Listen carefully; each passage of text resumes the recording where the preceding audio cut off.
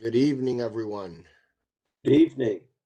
Good evening. How's everyone doing? I hope they're doing well tonight. Doing well, thank you.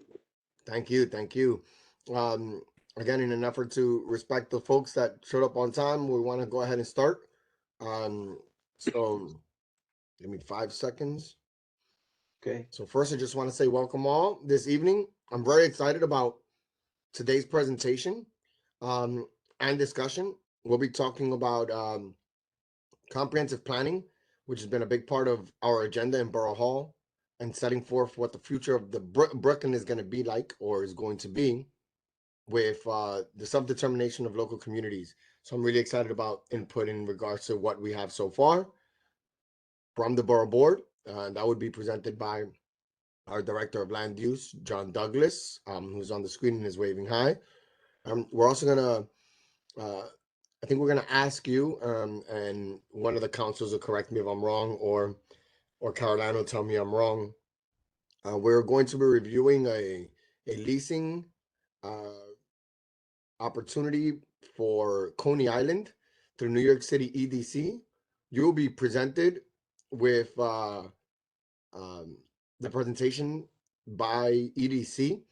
We don't need a vote on it the same day. We could if we wanted to. So we're going to allow for you to make that determination. I'm hoping that, we'll defer to the folks that are affected in the community board that is most affected in regards to whether or not we want to move forward or not. But again, really excited about today. It's going to be a good day where I think meaningful work is going to happen. And I'm just really excited to see a lot of folks on camera. The folks that are not on camera, it's okay to not join the party, but really excited. And I think I want to start by allowing Ms. Caroline Church to move forward with roll call.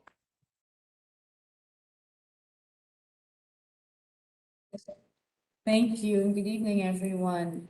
I'm going to call the agency. And will the representative please state their name so that I know whether it's a designee or not? 1 second. Community Board 1 sent in their excuses, so I know they're not here today. Community Board 2. Community Board 3. Community Board 4. Community Board 5. Community Board 6. Community Board 7. Hi, Julio Pena, Chair, present. Thank you, Mr. Pena. Community Board 8. Good evening, everyone. Yrsa Weatherspoon, Chair, CB8. Thank you, Ms. Weatherspoon. Community Board 9. Good evening. Fred Baptiste, CB9 Chair, present. Thank you. Community Board 10. Community Board 11. Jane Marie spoke up. She just muted. And Jane Marie is 10. Yes. Marnie, I see you. Thank you. Marnie is 11. Community Board 12. Community Board 13. Community Board 14. Good evening, everyone. Joanne Brown, Chair, present. Joanne, thank you. Community Board 15. Teresa Scavo, Chair, present. Hi, Teresa. Community Board 16. Community Board 17. Good evening, Roderick Daly, Chair, present. Hi, nice to see you again. Yes. Spent some time yesterday. It was fun. Community 18. What 13? I know our chair is on. Lucy is on. I'm first vice chair Jeff Sanoff, and second vice chair is on also. Okay, thank you for that, Jeff. Thank you, Jeff. Caroline, I'm here. I'm having trouble with my laptop, so I had to get on through my phone. CB13 Chair Lucy Mojica Diaz. Thank you, Lucy. Community Board 18, I'll call it one more time, in case I missed it. Okay, that's it for community boards. Council members, Council District 33 member Lincoln Ressler.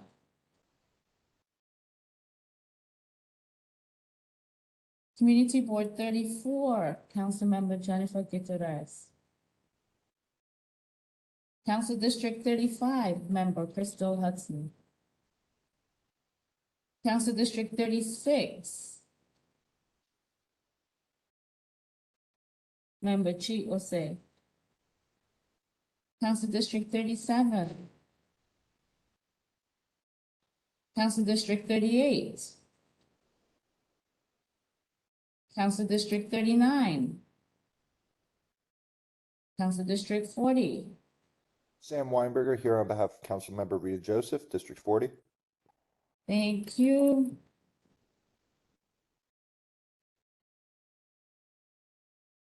Council District 41.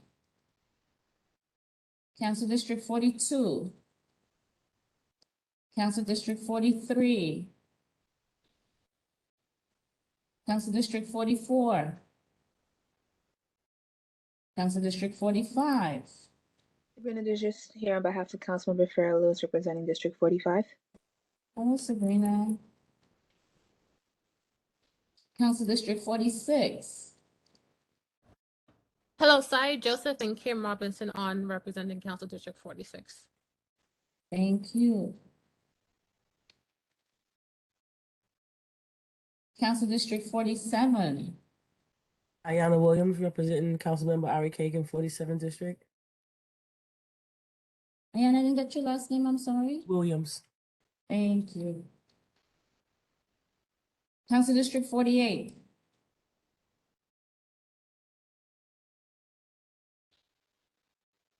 Okay. That's it, Mr. Borough President. I think a lot of people may be having issues because I see 45 people logged in. Yeah, we have a lot of folks logged in. I think it's from the planning side. Today's going to be a very expansive conversation related to the comprehensive planning. So we have a full team of folks ready to answer questions to the chairs. And I think we're going to go through it mostly on the presentation. So I want to limit what I say. But the comprehensive planning in concept is an attempt here to talk about long-term outlook of Brooklyn, not only when it comes to development, but primarily related to development. And your take on it and what you're about to see is going to be very important because we want to hear what you think and where we're headed and what direction we're heading. Right now in growth and development in the city of New York, there's what we call the NIMBY-YIMBY death loop. And it's just like there's no progress gets made at all. And I feel like we could do better, allow for communities to have input in a meaningful way, but also be able to see what Brooklyn would look like in 10 years and not have this siloed and very particular approach community by community when it comes to rezonings and so forth. So I want to limit what I'm going to say because that's going to be John's job. But now I want to move forward with the acceptance of the agenda and minutes.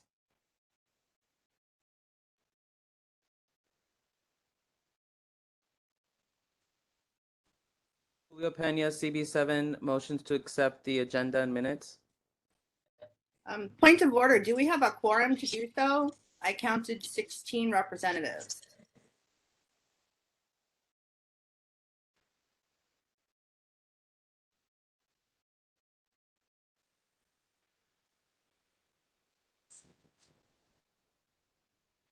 We need 7, we need 18. All right, so let's move forward with the rest of the agenda outside of any outside of accepting the minutes and the agenda. we can move forward with the presentation. I think we should, yeah, hopefully in the next couple of minutes, we'll have a couple of folks sign in. I think we're 2 away, Caroline, is what you said? All right. They'll be coming in.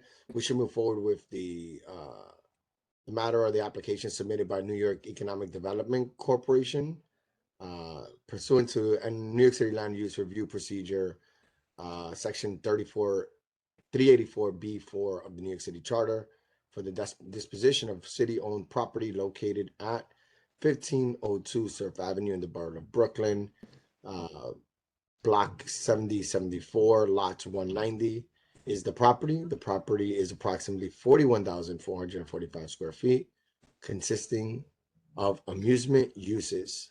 We want to call on New York City EDC, and I believe we've been joined by Justin Turner, Sean Freyes, and Malia Teskey. If you guys could begin your presentation.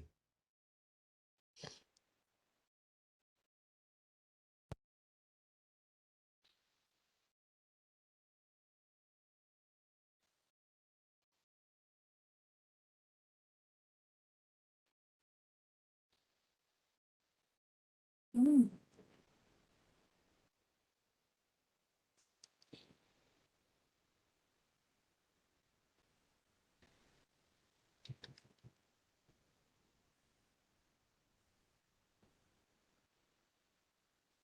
I don't see anyone.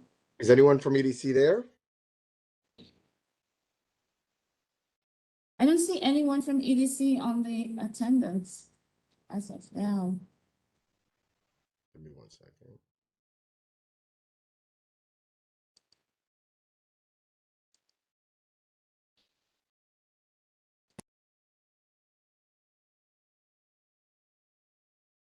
Justin from EDC said that he's in the lobby.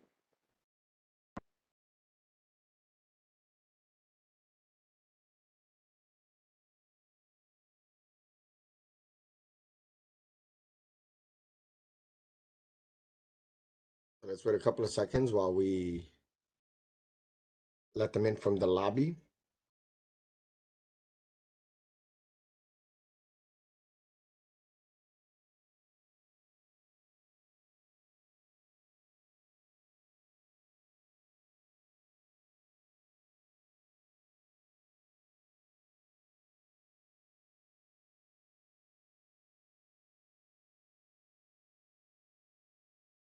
I don't see Justin here.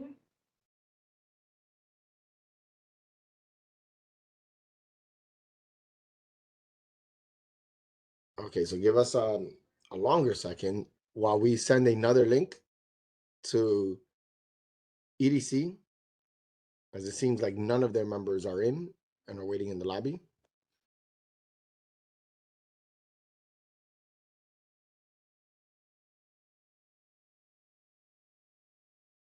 And I don't want to necessarily move on with this portion of the agenda, because the next one is going to be a lot more, it's going to be a discussion, a lot of conversation. And I want to make sure that we don't keep EDC here longer than they have to be.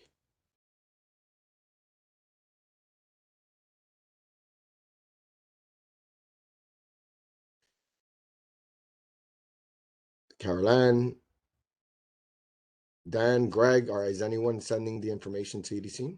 I'm here. We are sending out the request now.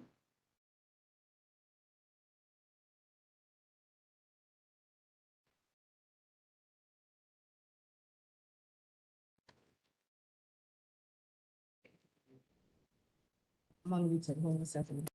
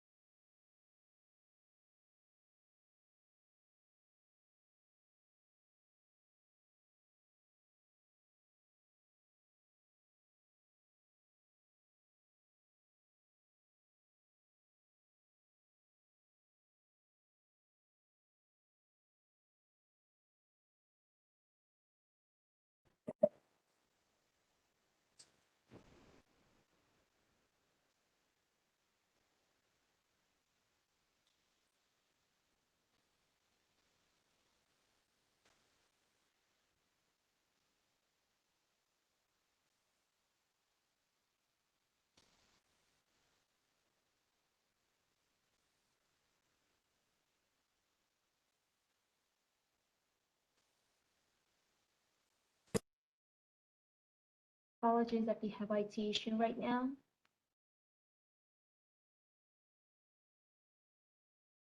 Give us a few seconds. Give us a few seconds, please.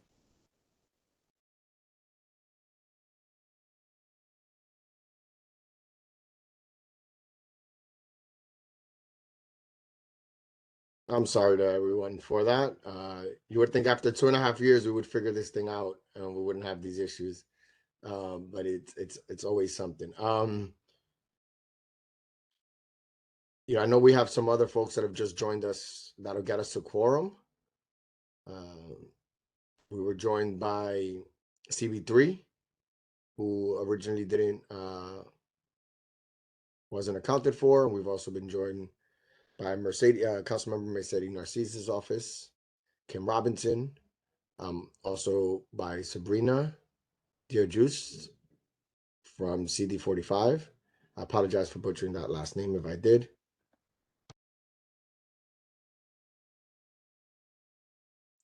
Janice Morgan from CB16 is present also. Thank you. Okay. Justin, please confirm if you can talk, you can hear us.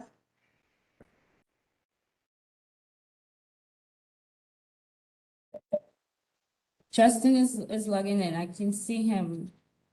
Hold on.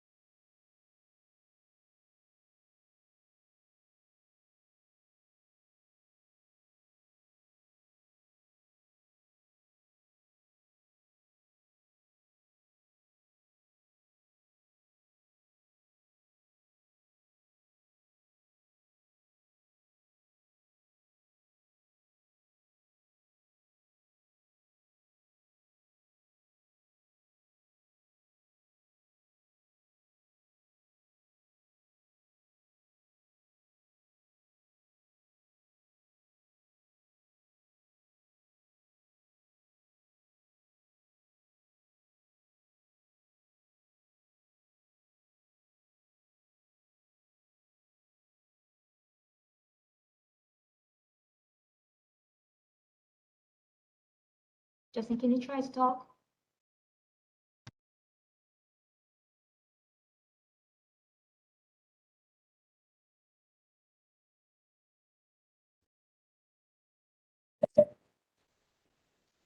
I think we have quorum.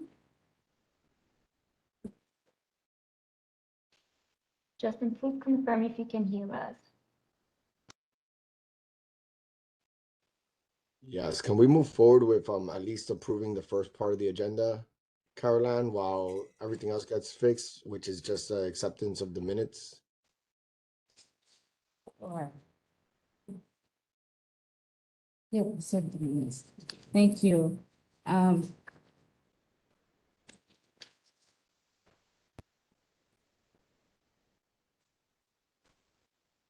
Hi, the agenda is as follows. Welcome and roll call, which we've already done. Acceptance of the agenda and minutes. Presentation and public hearing in the matter of an application being submitted by the New York City Economic Development Corporation for the disposition of some city-owned property in Coney Island. A discussion by the Borough Board of that presentation after the public hearing and a potential vote on such application. Some updates from Borough Hall, and following that will be the reveal of the comprehensive plan initiative to address health disparities by the Borough Hall land use staff, and updates from the members of the Borough Board, followed by any unfinished business and everybody's favorite agenda item, the adjournment.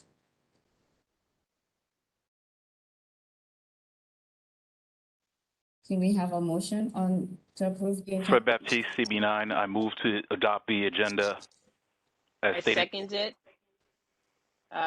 Weatherspoon, CB8. Thank you. And I believe, are there any objections? I believe that we can submit the agenda into the record. Thank you.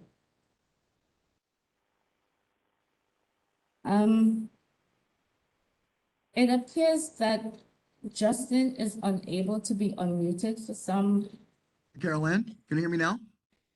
Yes, we can hear you now. Okay, great. I have figured out how I can speak. However, my colleagues are having some difficulty as well. I'm wondering if maybe there's a function that you can maybe unmute or ask folks to speak, and maybe my colleague Sean Frias, you can somewhat unmute him because he's having the same difficulty I was having. I'm not seeing, oh, I see Sean just popped up. One sec. They have been unmuted.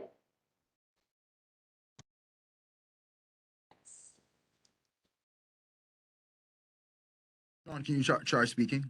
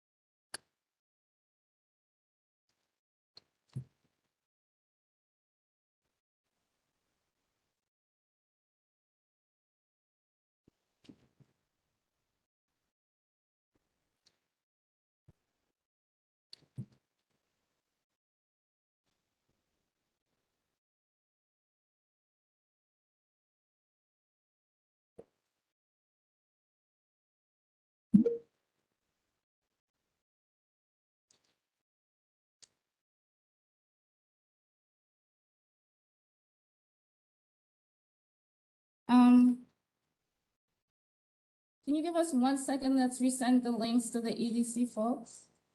Thanks.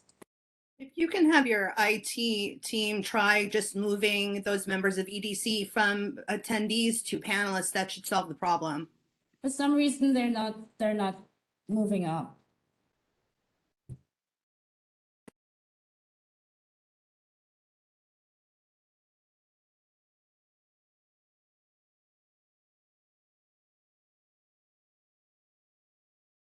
They're able to talk because they are unmuted.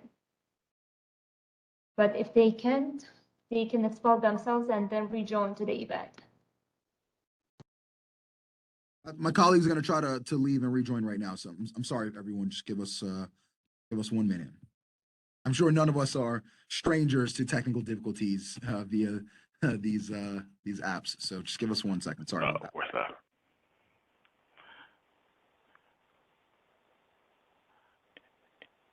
In the interim, can we approve the minutes as well, just to move the agenda? Yeah, sure.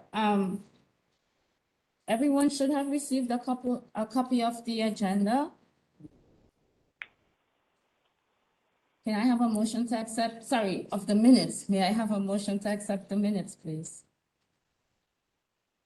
All EDC members have been promoted. Caroline, I'm seeing in the chat that CB13 has an amendment to make. Yes. Thank you, Teresa. No problem. Hi, yes, Lucy, the amendment? It might be minor to you guys, but since I got married in January, can someone please correct my name on the minutes? Sure. Okay, thank you. And then Teresa, CB15 moves to adopt the minutes as printed. Thank you. That's corrected. Any seconds? Fred So, Baptiste, CB9 seconds. Oh, sorry. I'm sorry, how does that work? Because we did have the motion already that was made. This is Weatherspoon, CB8, and it was seconded. So we have corrections. So does it is it not, does it not go to the initial motion maker and seconder? Point of order. I don't think we had quorum, so we couldn't have entertained the motion. Correct, Fred. There was no quorum at that point.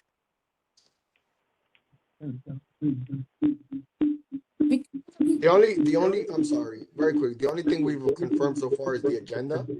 We haven't moved forward with the approval of the minutes yet.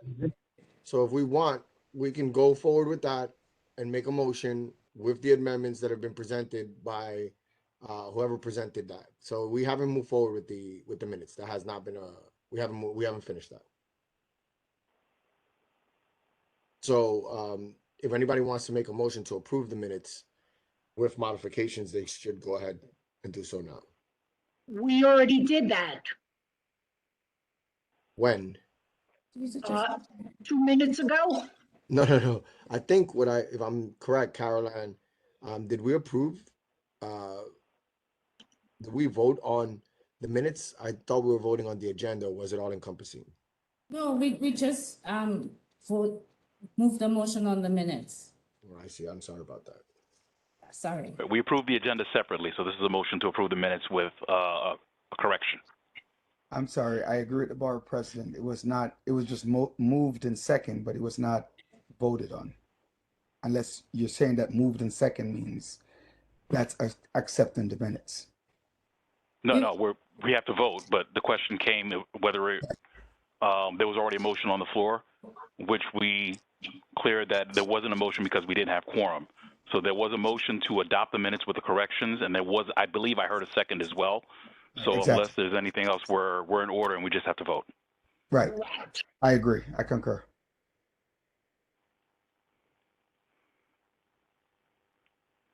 So, any objections to the acceptance of the minutes?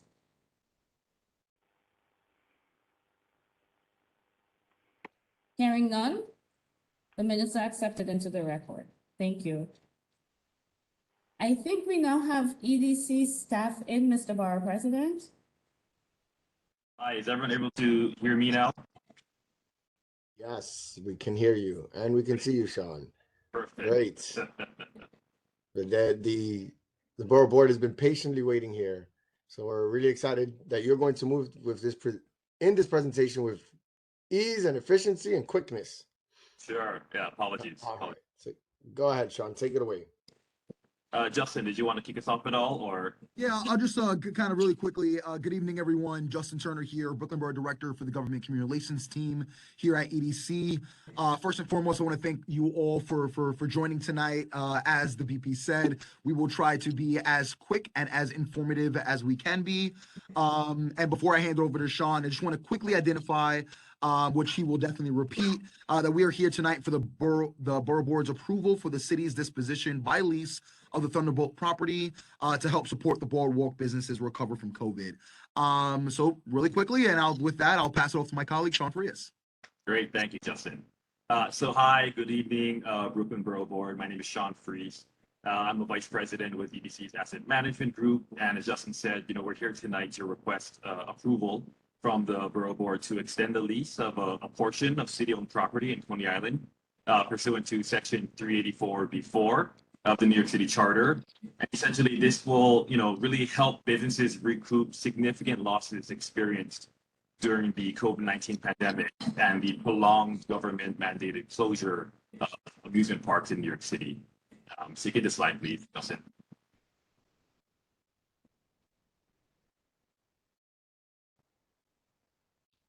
I think, Caroline, you're controlling the slide. Can you hit next, please? Thank you. So, in the Coney Island amusement area, which as everyone knows is one of the world's most iconic urban amusement parks, there are both EDC and City of New York owned properties that are currently leased to Central Amusements International, shown here in orange on the map, and Voodoo Food Corp, commonly known as Dino's, shown here in blue. These leased properties are used by CAI and Dino's for various amusement operations and attractions. And that also includes current CAI subtenants, Brooklyn Beach Shop, Ruby's, Paul's Daughter, and Tom's Coney Island who are here tonight in support of this request. These amusement leases are currently set to expire on December 31st, 2027.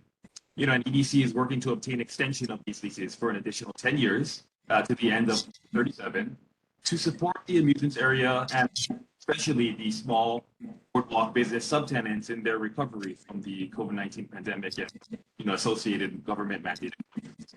So we are here tonight to request approval from the Borough Board for the extension of EDC's existing lease with the city for a particular piece of property as Block 7074, Lot 190, which we refer to as the fundable property, outlined here as you can see in white, for an additional 10 years in order to extend EDC's lease with CAI for the same term. And as many of you know, the Thunderbolt property is home to the Thunderbolt roller coaster, which opened in 2014 after being added to CAI's lease in 2013. So next slide, please.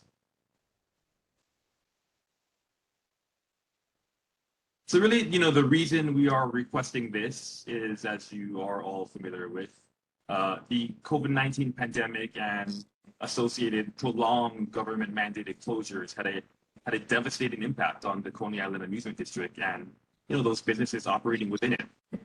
Typically, more than 5 million people visit the Coney Island amusement area annually, helping to sustain the various businesses that are embedded in the district's rich culture.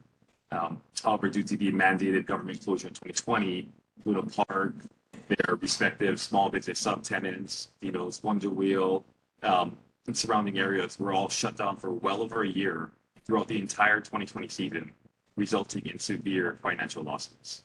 Despite this, the operators continue to invest in the area and bring new attractions to Coney Island, like the Phoenix, during very difficult times.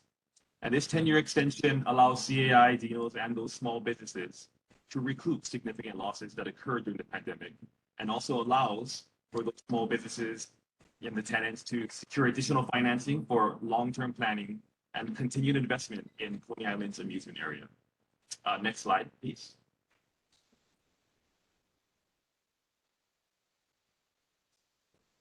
Great. As many of you may be aware, on December 27th, I believe, 2021, the City Council and the Mayor approved the Third Amendment to the Coney Island Special Process Agreement, supporting this 10-year lease extension. The Third Amendment to the Special Process Agreement authorized the city and EDC to extend the city's lease for the area shown here in green that you can see on the map to not later than December 31st, 2037. It also encouraged EDC to extend our leases with CAI and Dinos for the same period. And as you can see, the Thunderbolt property is only partially included in the area covered by the Special Process Agreement, and thus 384B4 is required to extend the remaining part of the lease.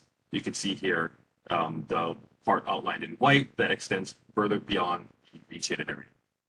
And then to effectuate CAI's lease extension, EDC is seeking Borough Board approval to extend the lease regarding the Thunderbolt property.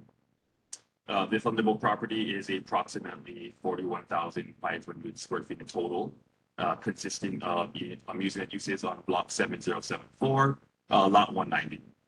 This property was added to CAI's leasehold in 2013 pursuant to 384B4. So that's basically all we're requesting here. It's a 10-year extension to just this portion of the Thunderbolt property, as well as directing 50% of all revenues received by EDC for the Thunderbolt property to the Department of Parks and Recreation, which is supported by City Council, the mayor, the local council member, and the existing tenants and subtenants who are here tonight. So thank you all very much for your time. These lease extensions will provide the much needed stability and relief to the Coney Island Amusement District and will really help these businesses engage in long-term investments beneficial to the Coney Island community. So thank you, and happy to answer any questions. That concludes the presentation.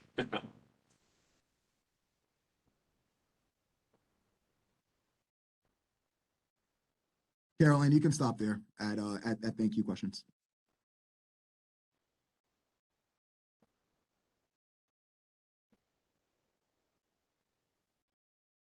Rod Daly, Community 17.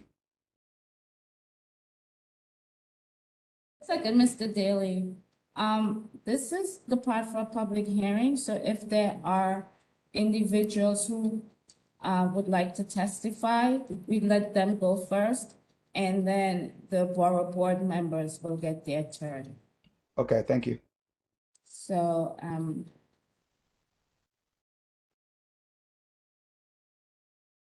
Sorry, Miss Carol Ann, is this the time for questions right now? are you a Borough Board member or, I'm here on behalf of Councilmember Crystal Hudson. okay, so the board will speak later, but now it's the public hearing portion where people who are not members of the Borough Board will have a chance to speak. Well, thank you. So, thank you, Casey. First one up is Craig Hammerman of the Coney Island Advisory Committee. Please be reminded that testimony is limited to 2 minutes. Thank you, Carol Ann. Good to see you and everyone. Hi, Craig. I'm Craig Hammerman, a Southern Brooklyn activist. The Coney Island Amusement District is the economic engine that drives our regional economy in Southern Brooklyn.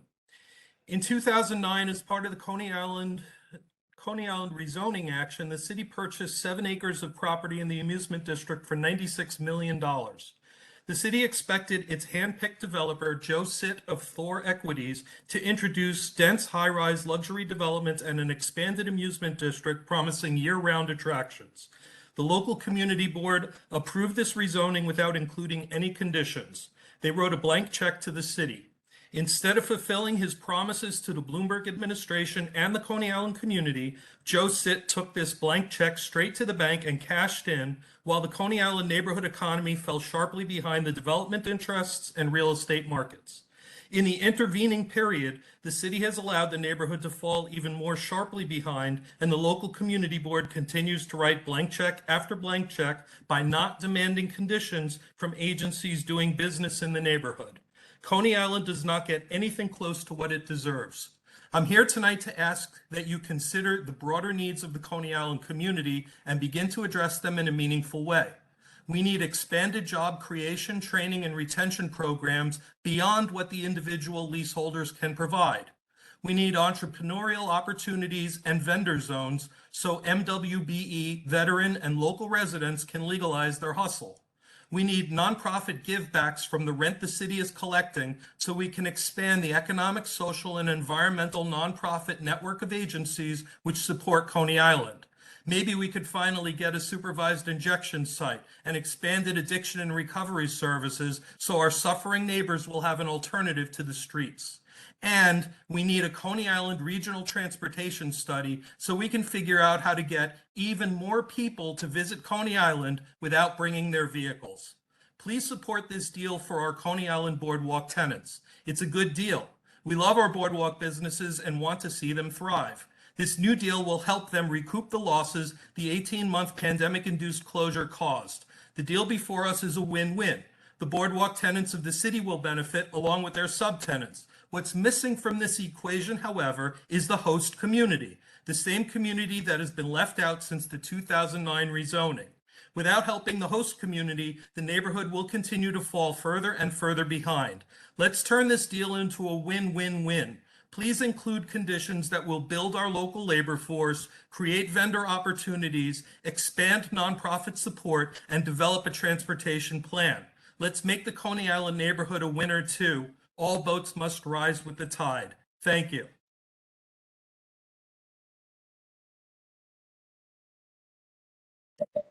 Thank you, Craig.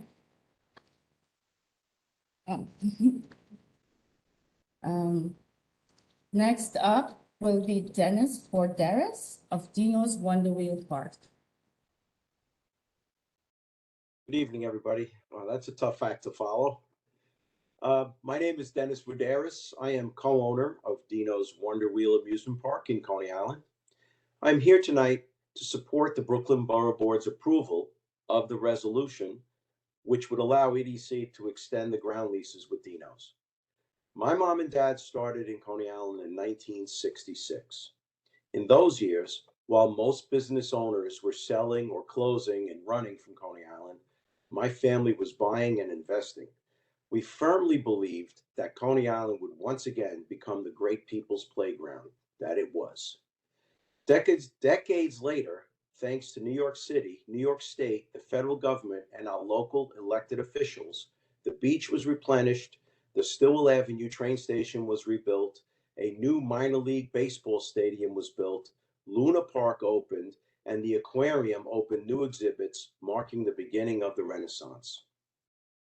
It is that same belief that we felt during the closure of 2020. Having been closed for an entire summer was beyond our comprehension.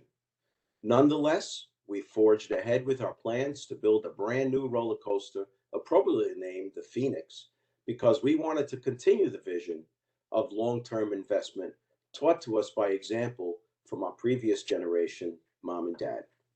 And because we believed that Coney Island would again be back.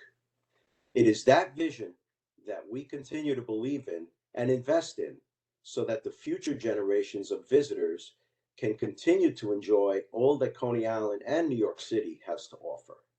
Coney Island is, of course, both an amusement zone and an important neighborhood for New York City.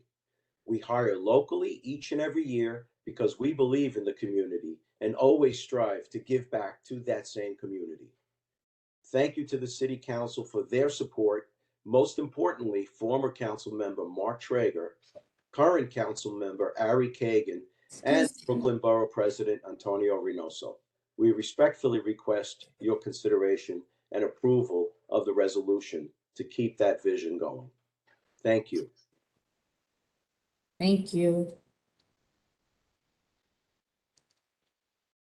Next up is Alessandro Zamperla. Central Everybody, National. can you hear me? Yes, can. Hi. Good evening, Brooklyn Borough Board. Thank you for your time and attention. My name is Alessandro Zamperla, and I'm the President and CEO of Central Amusement International Inc., the family business that has built and operates Luna Park in Coney Island. We are here today to support the Brooklyn Borough Board approval of the application, which would allow EDC to extend the interim ground lease with CAI. Although nothing could have prepared us for the financial challenges that CAI faced due to COVID-19, as operations were shut down for 18 months throughout the entire 2020 season and part of 2021, we are thankful to be operating again.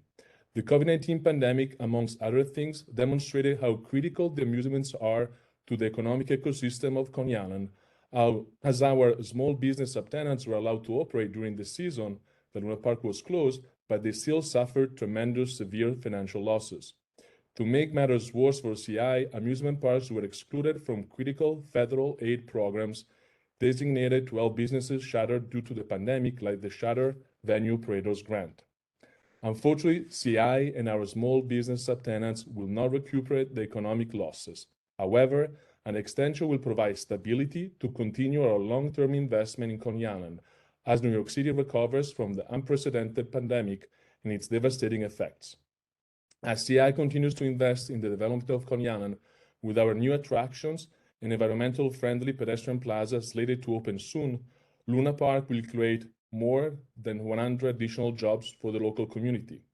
Despite the severe financial losses due to the pandemic, our commitment to Coney Island has not wavered. We are continuing our long-term investment, and this proposed lease extension will help ensure stability in the historic amusement district where our small family businesses, CLI, along with our subtenants, can continue to make Coney Island a wonderful place for everyone. As Sean explained earlier, in conjunction with this ground lease extension, we will simultaneously extend our subleases with our small business subtenants who are also committed to investing in Coney Island for years to come and are critical to the identity of Coney Island. We thank the Brooklyn Borough Board for their support, most importantly, current Council Member Ari Kagan and former Council Member Mark Traeger, the Brooklyn Borough President Antonio Reynoso, and we respectfully request your consideration and approval of the application. With gratitude. Thank you. Thank you, Mr. Zamperla. Next up is Michael Sarau of Ruby's.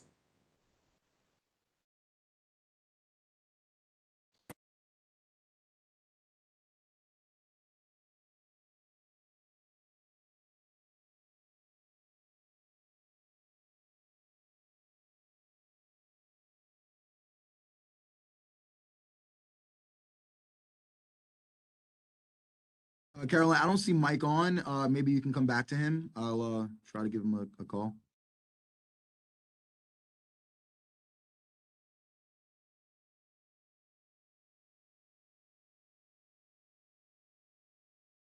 Sorry, I was muted. Maya, are you on? Yes, I'm here. Great. Your 2 minutes starts now. Okay. Good evening. My name is Maya Haddad Miller, and I'm the owner of Brooklyn Beach Shop located on the Coney Island Boardwalk. I have a lot to say in 2 minutes. I'll go ahead and read portions from the letter my neighbors and I submitted earlier today as written testimony for today's meeting.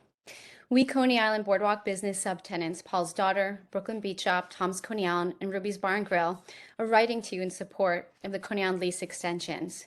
For the purpose of providing vital assistance to the greater Coney Island Amusement District and the opportunity to recover as a community, CAI, as Alessandra mentioned, has committed in conjunction with these extensions to simultaneously amend our subleases to more sustainable terms and lease extensions that run until 2037 coterminous with CAI's extension. These lease extensions would grant necessary economic stability and security to our multi-generational family-owned and operated small businesses, whom collectively have been in business for over 200 years. Since 2010, CAI, Dino's, and our boardwalk businesses have invested tens of millions of dollars into the redevelopment of Coney Island's amusement district and have provided over 1,300 job opportunities annually to the broader Coney Island community. The COVID-19 pandemic presented significant challenges for our community. The resulting executive orders and cancellations of events had forced many of the businesses in the Coney Island Amusement District to remain closed and significantly reduce operations. My family closed 3 stores that have not reopened since. As seasonal businesses that rely heavily on social gatherings, tourism, warm weather, accessibility to mass transit, we found ourselves in a unique, unprecedented situation. Ultimately, the economics of 2020 pushed many businesses in our area to close for good, and the few boardwalk subtenants that have been allowed to reopen are still facing daunting, insurmountable challenges as we struggle to meet our financial obligations within the handful of months we are operational. Consequently, without this extension, some of us may not be able to continue and may be forced to close our family businesses for good. One of our biggest challenges has been that our current rental terms are not suited for the environment we are in. The proposed amendment is vital to us as it would provide realistic terms that can accommodate a slow recovery and better prepare us for an unpredictable future while we continue our long-term investment in Coney Island together. We urge you to consider the impact our small businesses are suffering during this difficult time, the legacy of Coney Island as an iconic destination, and the authenticity of the Coney Island landscape for generations to come. We thank you for the continued support, especially former councilman member Mark Traeger, Councilman Ari Kagan, and NYC EDC for including us in this bigger picture, and CAI and Dennis as well. Thank you. Thank you. Thank you. There were no other additional persons signed up to testify.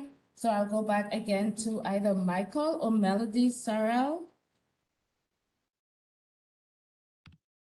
Michael's not going to be joining, but I do have Tina Georgiou-Lucas on to give a testimony instead. Hi. Hi, Tina. You have 2 minutes. Okay. Hello, everyone. My name is Tina Georgiou-Lucas, and I am the owner of Paul's Daughter Restaurant. We are one of the subtenants of CAI, and we are here today to support the Coney Island lease extension. In conjunction with this ground lease extension, CAI will then simultaneously extend the sublease with our business. My family business, located on the Coney Island Boardwalk, has been in continuous operation since 1962. My father, Paul, worked in Coney Island for nearly 70 years, almost since the day he arrived in the United States in 1946. He and his partner opened their first concession in 1962 and named it Gregory and Paul's. In 2009, his partner, Gregory, retired, and he got a new partner, me, and renamed the business Paul's Daughter. In 2018, my dad was the guest of honor at the Alliance for Coney Island Gala and presented with the Legacy Award for his many years of dedication to Coney Island. Sadly, he passed away in April of 2019. The COVID-19 crisis presented significant challenges for our businesses. As you can imagine, this business has faced many challenges over the many decades of operation. There were summers where it rained almost every weekend. The 70s, where there was so much crime, gangs, urban decay, fires, and then Hurricane Sandy. Somehow we all pulled through, but I can tell you that in 60 years, we never experienced anything like the pandemic, ever. Our business was down 76% in 2020 as compared to 2019, and down 41% in 2021. We are proud to be members of the Coney Island community. We work with the Alliance for Coney Island to support local events and are very conscious of hiring Coney Island residents. We want to continue our long-term investment in Coney Island, and this proposed lease extension will help us do that. We thank the council for their support. Most importantly, former council member Mark Traeger, current council member Ari Kagan, and the Brooklyn Borough President Antonio Reynoso. And we respectfully request your consideration and support of the extension, which will help ensure that Coney Island remains one of the world's best amusement districts.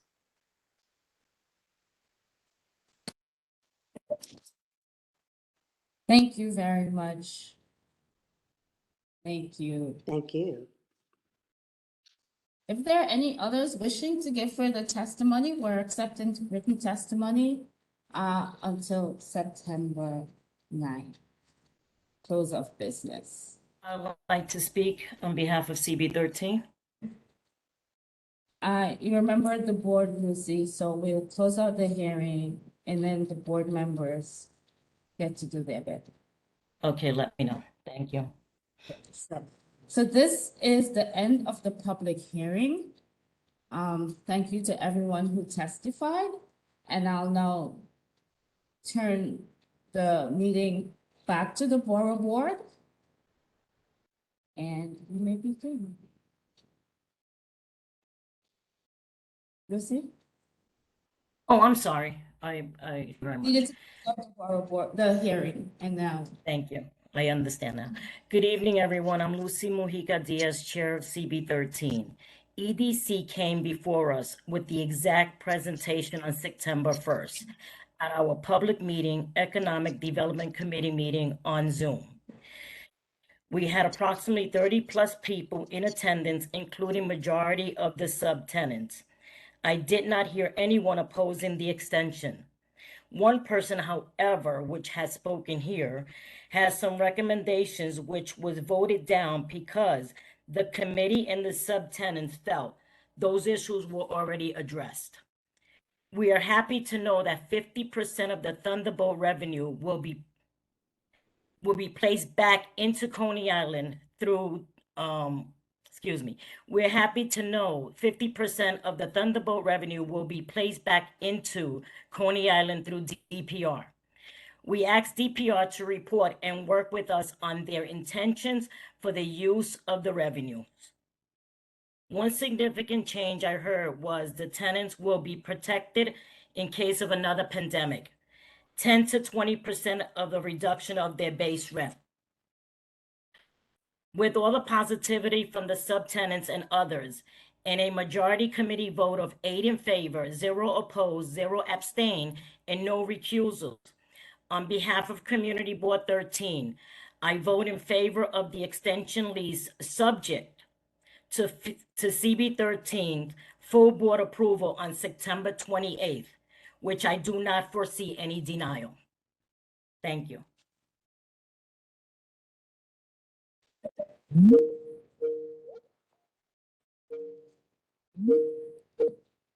Thank you, Lucy. Is there anyone else who'd like to speak or have any questions for EDC from Borough Board? I do. The Borough Board only. I do. This is Roderick, CB 17. Yes, Mr. Daly. All right, so my question, I think it's a great idea to do the extension. I want to ask about the economic part as it relates to people who are utilizing the parks and the businesses that are there, right? So everything, all the prices are going up, inflation is going up, everything's going up. How does that affect the pricing for the customers and the people like myself who don't live in the district, who would like to participate by going to the events, using Thunderbolt, going to these different locations to utilize those during the days and with the family, because everything's going up. So I'm wondering, when we look at the up and off the lease, how does that affect? Do we have a say in terms of the amount of increase that they can do in cost? Because we all know it's coming because everything is going up. So I think that's where my question will come in, and the effect on the general public. Thank you for the question, Mr. Daly. How you doing today? Justin Turner here. This process, this lease extension, is solely to help support the businesses recover from COVID. This process or this extension has nothing to do with any increases or decreases in any admission or pricing of anything going on in the boardwalk.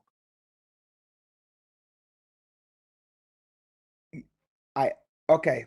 I'm okay, no problem. But how do we as Jane Doe public address that concern? Because it is a concern, to know that things will increase, and we don't know a number. What can we do, if anything, about that? Because whereas we agree that I believe firmly in businesses and employment, but I also believe in consumer and the utilization. So how would we be able to address something like that?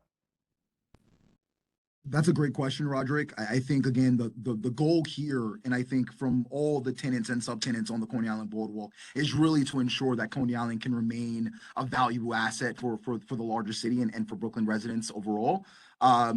So, I mean, as of right now, there are no plans for any drastic increases in, admission or any pricing of that nature. But Roderick, if you feel as if pricing or anything, if you have any complaints into that regard, feel free to reach out to me when that does happen, and I will be happy to work with you on that. So. Okay, thank you.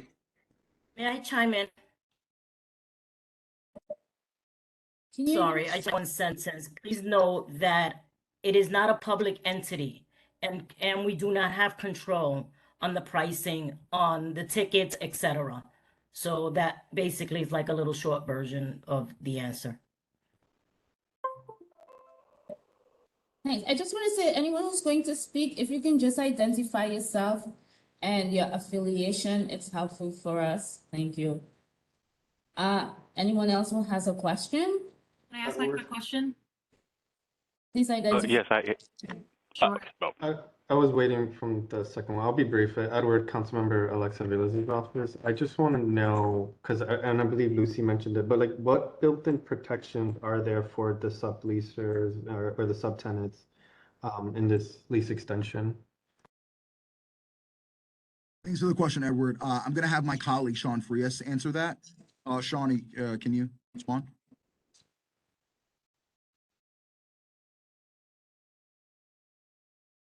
It seems like he was muted. Can you unmute him? And he's managing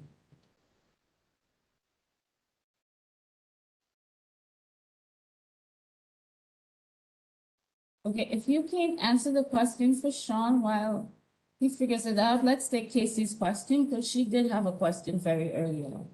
Thank you, Ms. Carolyn. I'm Casey Addison, Chief of Staff to Councilmember Crystal Hudson.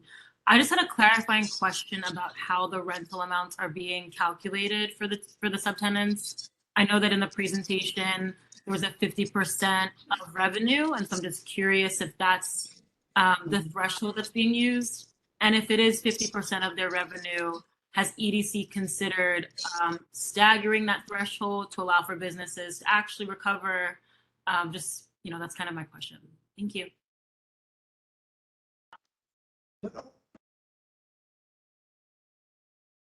Thanks again for that question. I'm hoping, Sean, have you fixed the problem? I see that you now have you're unmuted. Can you respond to that? Sean is unmuted. Hi, can people hear me now? Sorry, I think I'm having a little bit of IT difficulties. Yeah, so the Thunderbolt rent, it's really based off of performance, and so we only get paid rent when the Thunderbolt does well, right? It's sales based, and so it's definitely the best case scenario for a business and an operator because the rents are only tiered specifically on their sales. And the good news is that I think 50% of everything that we get also stays within the Coney Island community for, for boardwalk repairs or new projects or things like that. So.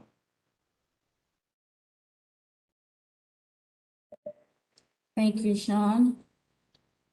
Can we go back to Ed? Ed's question? Yeah, would you mind repeating the question, please? Yeah, what built-in protections are there for subleases in the extension? Right. So, all these subleases were negotiated prior to the city council hearing last December. The plan here is that we are all executing these amendments together, so they all happen at the same time. And so, those sublease amendments, which have been restructured, will go into effect once EDC and the city and our tenant CI and Dino's are also amended as well. And so we can make sure that those adjustments are put into place permanently. As a quick follow-up, like some of us were not in prior to January. So what outreach or like re-upping of those amendments were done, or is it, again, just a body of work that moves forward and we have no input in it now? We've been in close partnership with the local council member, Ari Kagan, and we've been in ongoing conversation with his office about this. Once we concluded the city council process, that we somewhat closed that chapter and kind of focused our attention on this borough board process. And again, the local council member, Ari Kagan, has been engaged all throughout and is supportive of this. And I think a representative from his office is even on the call tonight.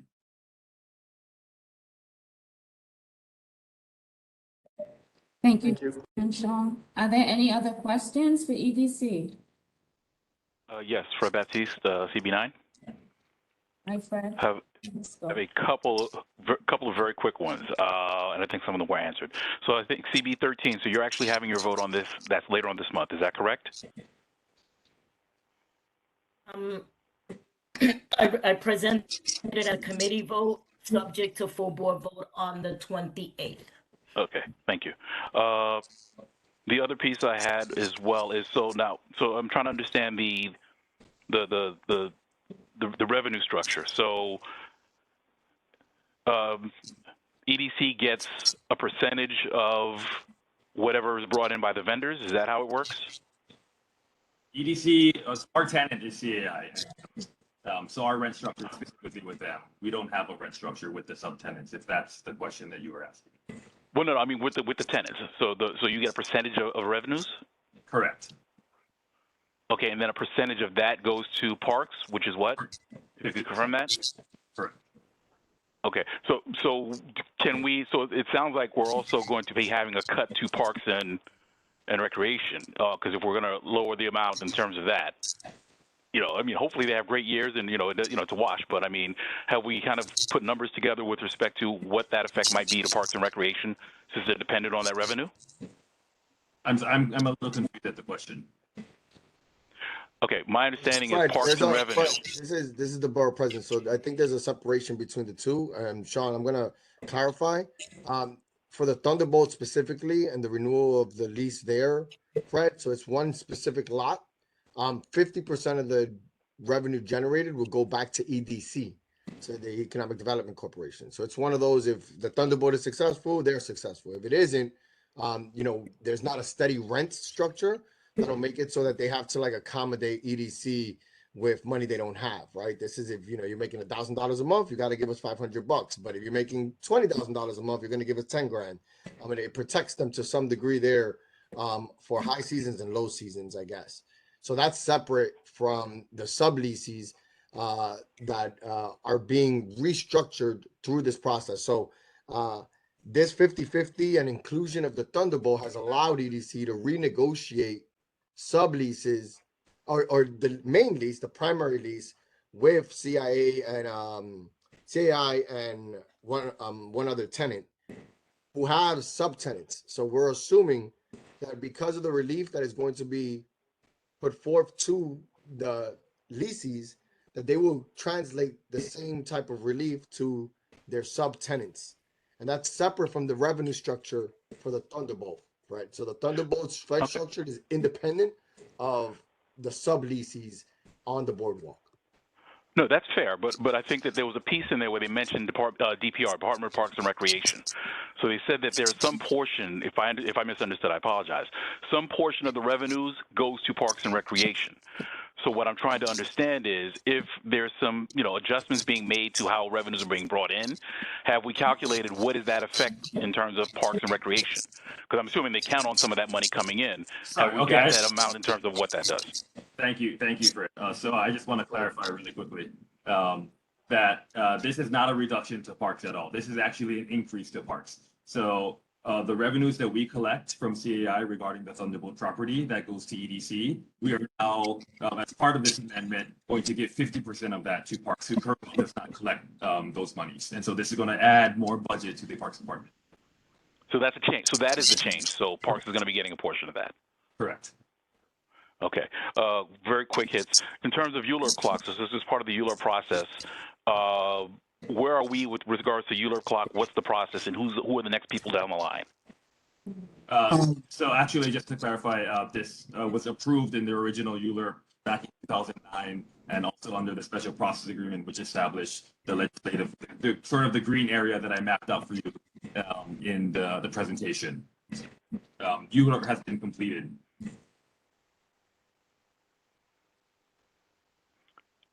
All right. Can you just, can you just explain why is it that we're going through this process if ULURP has been completed? This is an amendment. What does that mean, and how does that work? Sure. So this is actually outside of the ULURP process. ULURP had already been completed. What we're requesting right now is only a 10-year extension for that small piece of the Thunderbolt property that sits outside of the special process agreement, which falls under legislative. It's a special legislation district. And so that all of that had already been approved back in December 2021. And so now we are coming to you for the remaining half of the Thunderbolt portion under what we call 384B4, the city charter, to extend the 10 years for disposition. So essentially, ULURP has already been completed. That we're now asking for our final public approvals for that little piece of the Thunderbolt that sits outside of the green area, which is Borough Board approval.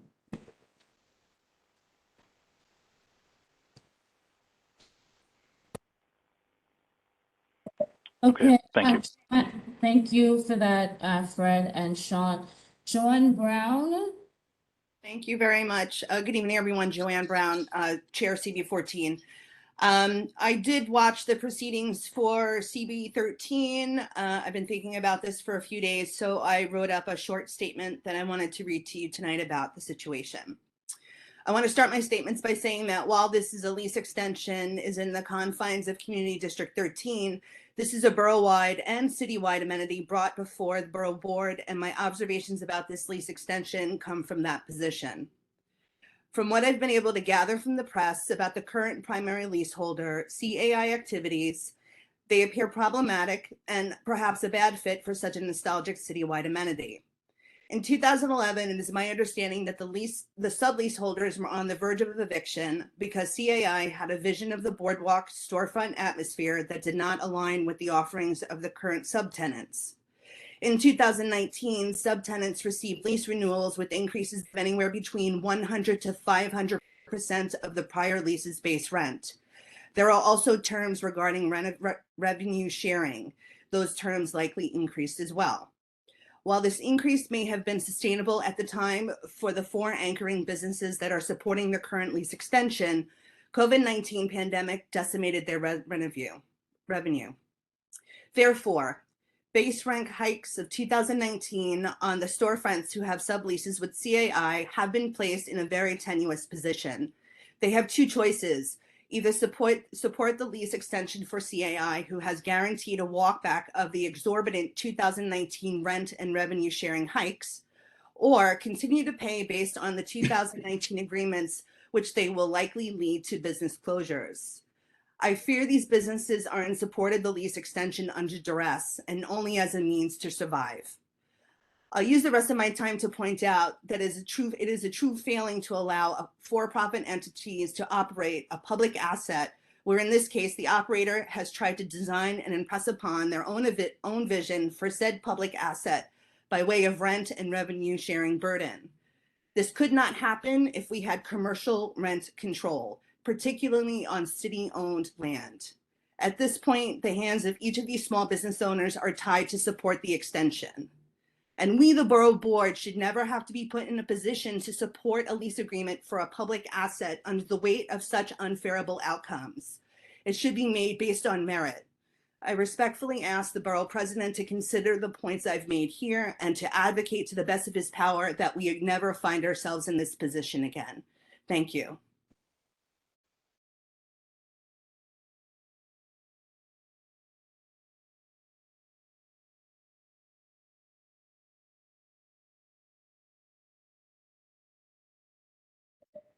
Do we have any more questions for by the Borough Board? I And don't EDC, I want to hands go ahead. raised. Excuse me. I don't see any other hands raised. All right, thank you, Caroline. I just wanted to ask one question related to the process to EDC. Just the process for arriving to this agreement. How is it that these you came to terms with your leasee, and whether or not information was requested by the subleasees, and whether that information was submitted to you by all tenants? So regarding, sorry, I didn't mean to cut you off if you're. No, that was it. If you understood my rambling, I'm okay with you moving forward. I think so. So I think that it sounds like there's two questions you're sort of asking. One, how did we sort of arrive at the terms that are being presented to the Borough Board right now? Those extensions were kind of worked very hand in hand with former council member Mark Trigger and also current council member Ari Kagan's office to really support those small businesses who were struggling in a very, very difficult time, as many of you guys understand. And then secondly, in terms of discussions regarding subtenants and their requested information to, forward and progress discussions to arrive at a negotiation, we're sort of outside of, we're at arm's length away from that. They are not our tenants. We do not participate in those negotiations. I would have to pass that directly to our tenant, CAI, who is their landlord.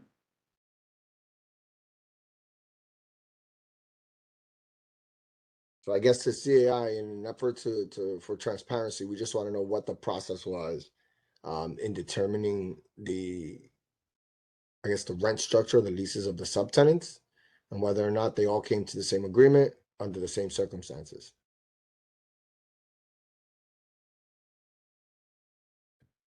Good evening. So all these sublease amendments take consideration of the different businesses and all different industries. So all the objective parameters were taken into account, and all the good faith efforts, to achieve the sublease extension, has been, obviously complied with. So all the subtenants, they engage with us in a good faith, objective, what we want to make sure, again, being a community asset is really that, again, the people out there have shown, time and time again, that they want to make sure it's not just about their own business, about the Coney Island community. And that has been really the common denominator of all the subleases that have been extended.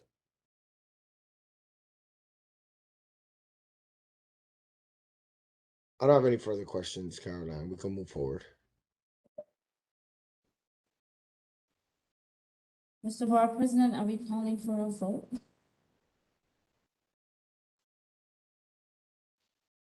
Yes, we are. So we've heard the presentation by EDC, we've heard testimony, and we've had questions by the Borough Board.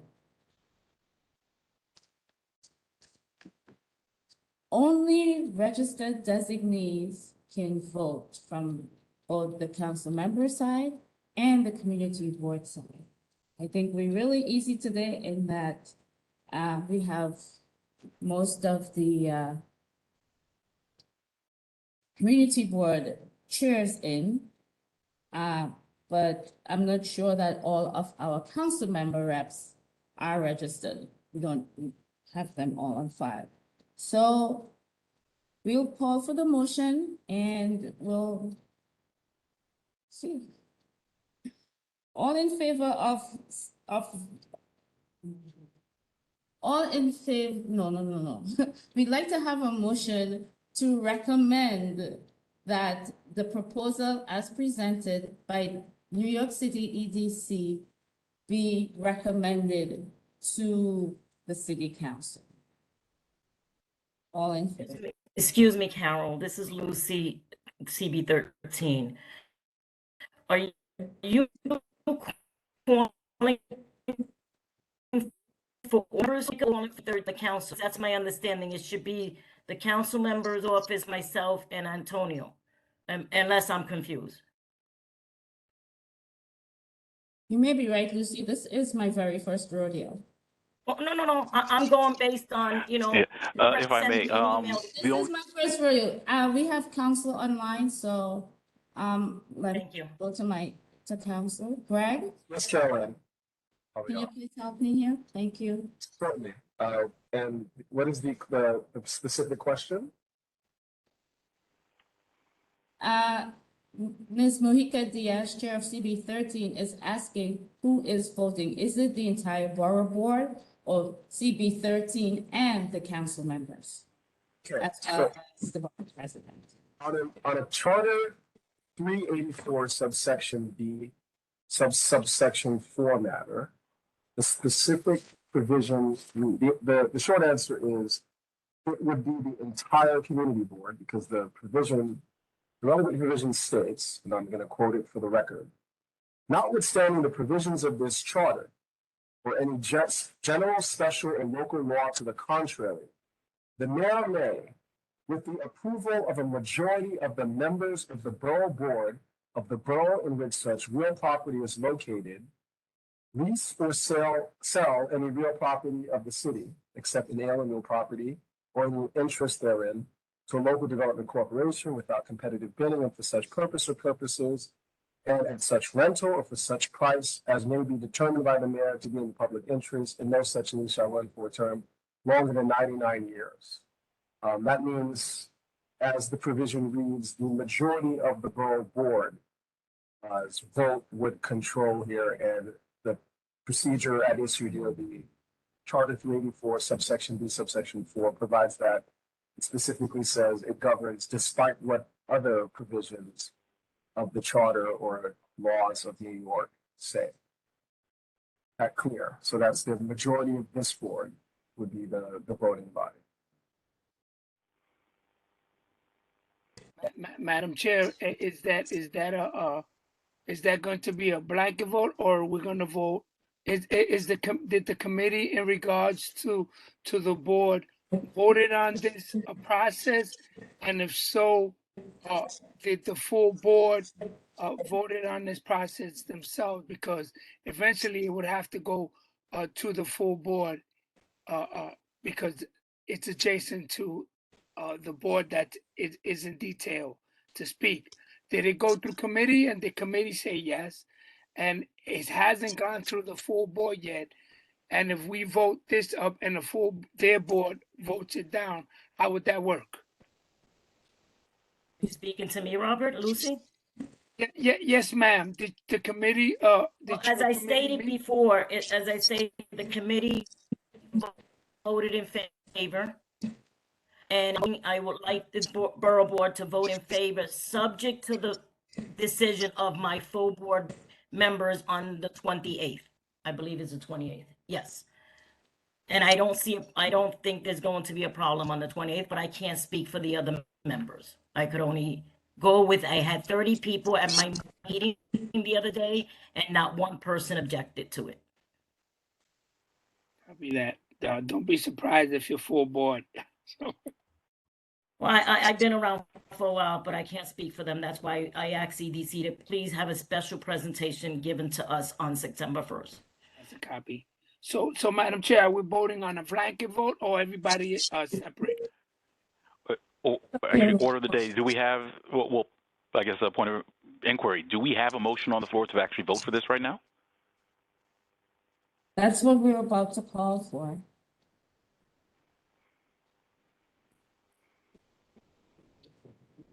Okay, yeah, so we'll get back to that point. Thank you, Mr. Baptiste. Can we have, Can we have a motion to accept the proposal presented by New York City EDC on the Coney Island lease extension? So moved.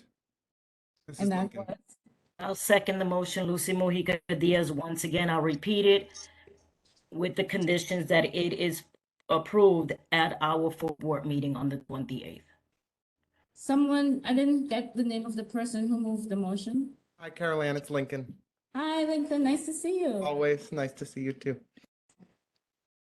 Hi, Lincoln. Motion has been moved and seconded. I'll do a roll call vote. Unreadiness. I do have unreadiness, actually. Pardon me? Discussion on the motion. Unreadiness. Okay. This is one of these things where I think that, with all due respect, the presentation is a little bit light on a lot of numbers, and there's just a lot of things that I'm uncomfortable with voting on for multi-million-dollar contracts going over the next 15 years without a little bit more conversation, some more questions, notwithstanding the fact that the board, has had their presentation. They haven't formally weighed in with a vote. And then not to mention, I think that one of the other issues that I have is that the hearing notice actually called for written testimony to be submitted by the 9th to be considered by the Borough Board. So I think we're putting the cart before the horse a little bit to vote on something before we really give people even an opportunity to weigh in with written testimony. So with that, I think it might be in our best interest to table the motion until the October meeting, so that way we can have all those other pieces in and have the opportunity to ask any follow-up questions, as we come up with them. I second that recommendation. I third that, Joanne Brown, TV 14. I think we might have a procedural issue here because there's already a motion on the table. And I move to table. That should be in order. Yes, he moved to table and I seconded. Point of information. Point of information. Privilege motion, meaning that we have to resolve the question to whether to table the motion before there can be a vote on the principal motion. So, point of information. Second and third, that privilege motion has to be decided first. So the motion is to table the motion to approve the application of the Economic Development Corporation of the City of New York to extend the leases, subject to the condition that CB13's, subject to the vote of CB13's full board. Again, the motion as was made. Point of information. Was to approve the Economic Development Corporation's lease extension, subject to the condition that CB13 or the vote of CB13 on the main motion. To that main motion, there has been made a motion to table that needs to be resolved before you can get to the main motion. Point of information or point of order? Ms. Church? Yes, Mr. Daly, you may go ahead. So I think the gentleman who made the motion was out of order because he actually discussed the resolution, before the motion that was on the floor, and then he moved to table it, which he's not allowed to do that. So either he rise to table it or he rise to speak against it. So, and he did both. So therefore, I believe that motion was out of order. I will defer to council on this one. I'm sorry. On that matter, the motion is in order because during discussion, an individual is permitted to make a motion during discussion, and a privilege motion ordinarily is within what an individual can make during discussion. So therefore, I would rule that it is in order. If you want to take that advice, Madam Chair. Thank you, council. So we will have the motion to table, which was moved by Mr. Batiste and seconded by whom? Mr. Camacho. Okay, Robert can second it, or I can second it, whoever, Lucy. Okay, and it will be a roll call vote, please. Community Board 1, I know that there's no one here. Community Board 2. Community Board 3. Yes. And I know it's you, Anthony, but for everyone else, to help me out, please call your name. Anthony And Busworth, yes. thank you. CB4, Amato, yes. CB5,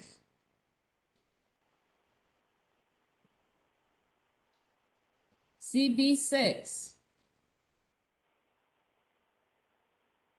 CB7,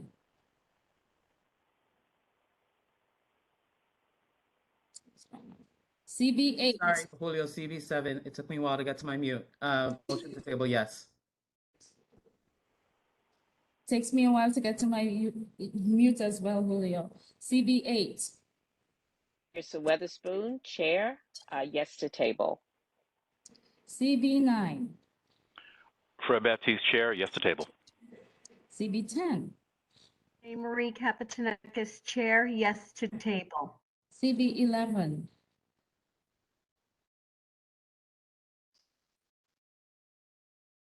CB12, CB13, B13, Lucy Mojica Diaz, yes to table. CB14, Joanne Brown, Chair CB14, yes to table. CB15, Teresa Scavo, yes to table. CB16,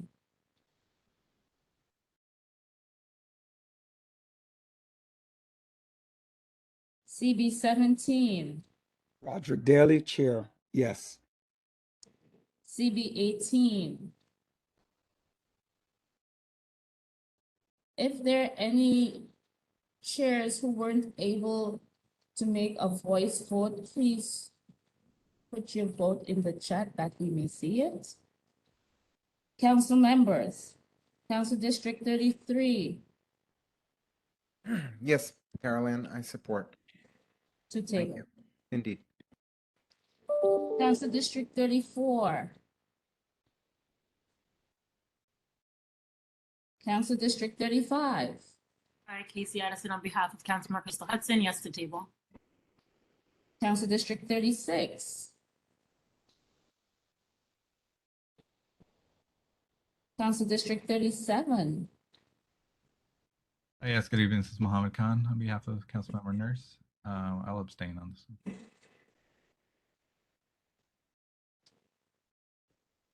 38, Edward Stern on behalf of Councilmember Alexa Vilas, yes. 39, Good evening, Caroline. This is Councilmember Shahana Hanif. Yes to tabling. how are you? Good to see you. 40, Councilmember Joseph.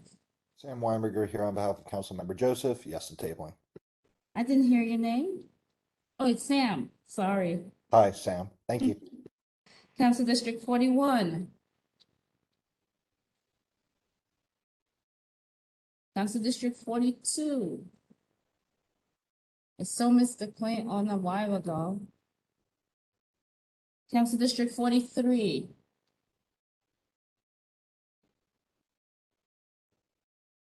Council District 44. Council District 45. Council District 46. Kim Robinson for Councilmember Mercedes Narcisse, yes to table. Council District 47.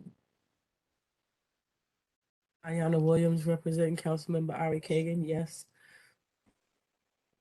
Council District 48.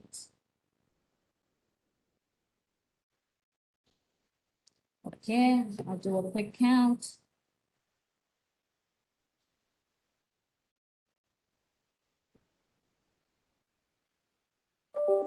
Got 17 yes and 1 abstention. Who abstained? That was me for Councilmember Nurse, 37. So 17 yes. 17 yeses, And 1 abstain, 1 no vote, abstain. 1 abstain. Very good. Council, The membership is 34. We have 17 yeses, 1 abstention. The motion to, and there were no votes? No. No votes. The motion to abstain, excuse me, the motion to table carries because, in New York law, that abstention counts as a yes. Since it would not result in a tie. It carries the majority, and the majority voted in favor of the abstention. So the motion carries. The matter is tabled. Okay. Motion carries. The matter is tabled to the October meeting. Caroline, is it okay or appropriate for me to clarify what the board would like to see in order to be able to move on the approval at the October meeting now that it's officially tabled? Yes.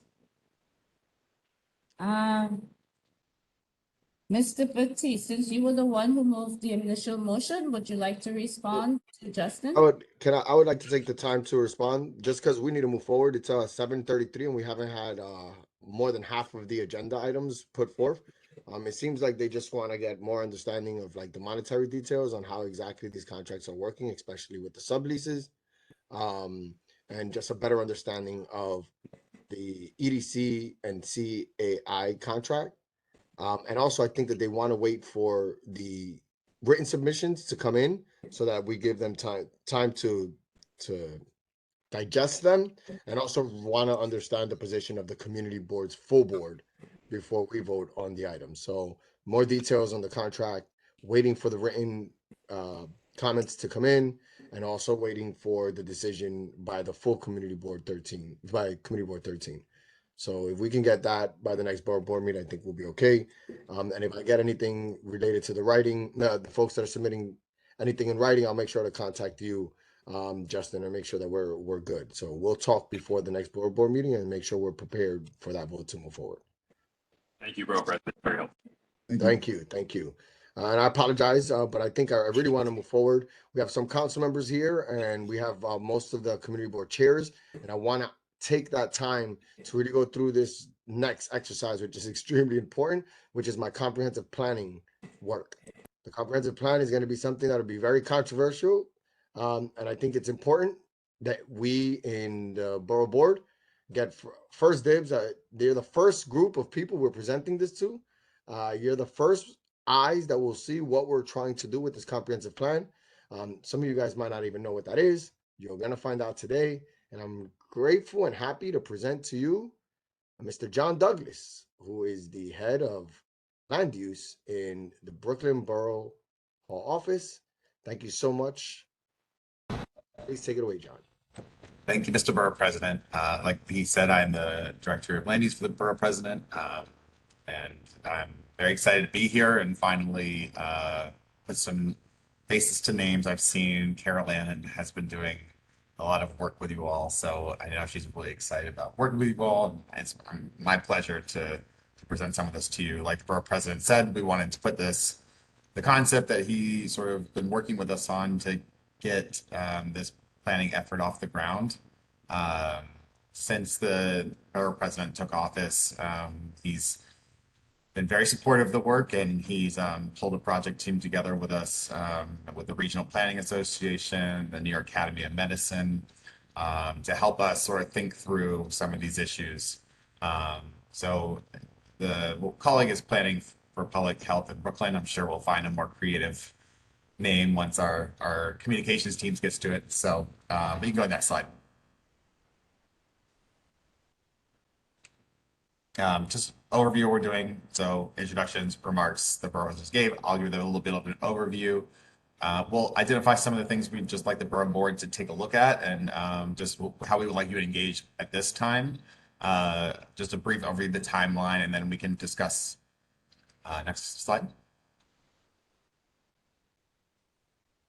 So planning and public health. I think we all know that public health has been front and center in our lives due to COVID, and we all have health issues that we all have to go through. It's something I think all humans do, and over time we've seen a growing body of evidence that shows that affordable housing, quality public transit, access to amenities and opportunities for jobs and other economic activities, all are basically social determinants of health, or these are factors that can affect the physical and mental health of our population. So next slide. This is just a slide showing about, I think urban planning and the public health profession began together to try to solve some of these very similar issues related to reducing the spread of infectious disease, safe housing, making sure that we have separate zones for heavy industrial uses that could affect our health.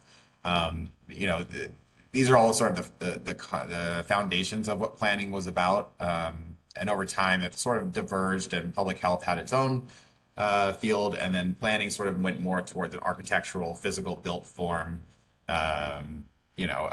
more focus on those issues rather than the public health. So next slide. And just to talk a little bit about how the city plans and some of the issues that I think we all can, or at least some of us might find compelling, is that the current planning paradigm, how we talk about planning, especially about growth of housing, is typically measured in ways that doesn't necessarily connect with the real experience that people live. So let's say we want to build 100,000 units of affordable housing. That's a great number, but it doesn't really necessarily show the benefits of what that housing can produce. And I think it's important to remind ourselves what we're building affordable housing for. And when we focus on things that are sort of abstract goals, like a random number of housing units, it's hard for the public to understand what we're actually trying to achieve. And then they start, it's a logical leap to ask who's benefiting from this rather than taking the value of the product at face value. So next slide. So what I think the borough president has encouraged us to do, and I think other, planning nonprofits and think tanks and groups have been thinking about, is that we need to articulate a set of values and metrics that respond to that are shared at some level, that we have a vision of what we want for our future community at a values level, not necessarily a number of unit count, but certainly that we share certain values that we can come together to develop goals, objectives, and then how we implement that strategy. So next slide. So like I said, for example, instead of talking about affordable housing, like we're going to build 100,000 units and it's going to be wonderful, talk about the values that or the benefits that affordable housing provides. Affordable housing would lower your family's housing costs, so you can afford other things like prescription drugs or food. Two really important things that most people live with, and highlighting that affordable housing is really the key to getting one key pillar of making sure that living in New York is affordable, is to get more affordable housing. New affordable clean housing also can help reduce exposure to mold or pests that can aggravate existing asthma in people and other negative health outcomes. And also producing affordable housing in areas that are close to transit, close to jobs, allows people to have more access and more opportunity to get a better paying job, let's spend less money on commuting, not having to drive so far to work or take such a long commute to get to work. So the location of the affordable housing is also critical. Next slide. So we know that there are this nexus of planning, public health and planning, our social and physical environments, are sort of common themes that we think about. Just to put to the ground, we talk about education, employment, transit, affordable housing. And so we look at how we plan our physical environment so that we can ensure that whatever we're doing in terms of construction or policy is looking at ways to improve our public health outcomes and public health, and the health of our neighbors. Next slide. So the borough president has, supported and is leading this effort on comprehensive planning, and it's been an exciting ride with him. He's focused primarily on making sure that that we are looking at public health indicators as a metric for success, and that improving public health outcomes like lower obesity rates or asthma or chronic diseases, that those are some of the those metrics of success rather than arbitrary numbers. We want to improve the physical health of all Brooklynites, and make sure that it's data driven, using professionals from public health, urban planning, to art, the whole gambit of to help inform our community engagement strategy, our community engagement work, and to inform on the collection of existing conditions data. So showing what's going on the ground, where are our parks, where are our schools, where are the issue areas that we have, and then looking at recommendations for the future of Brooklyn. Next slide. So just to put I think we all talked about COVID and understand the issues around COVID, but life expectancy dropped significantly across the country, but the discrepancy in life expectancy and the rate of death of COVID was disproportionate spatially, as you can see. Coney Island, East New York, or Gateway, and other parts of Flatbush, Brownsville, Crown Heights, all sort of had a much higher death rate from COVID than other areas of the borough. And those areas are primarily made up of our low income and or communities of color. So next slide. And this is just a slide showing that, the Brooklyn, as you can see, this is a death rate, so the number of people who died of COVID per 100,000 people. And then there's a circle in red that shows, or the red square here is identifying that, as you can see, the Hispanic rate of death was much higher at 537 compared to Asian at 303 or white at 397. Same thing for Black. They had a much higher rate of death from those who actually got COVID. So we know there's an unequal outcome, and we're trying to look at solutions that help to rectify that. So next slide.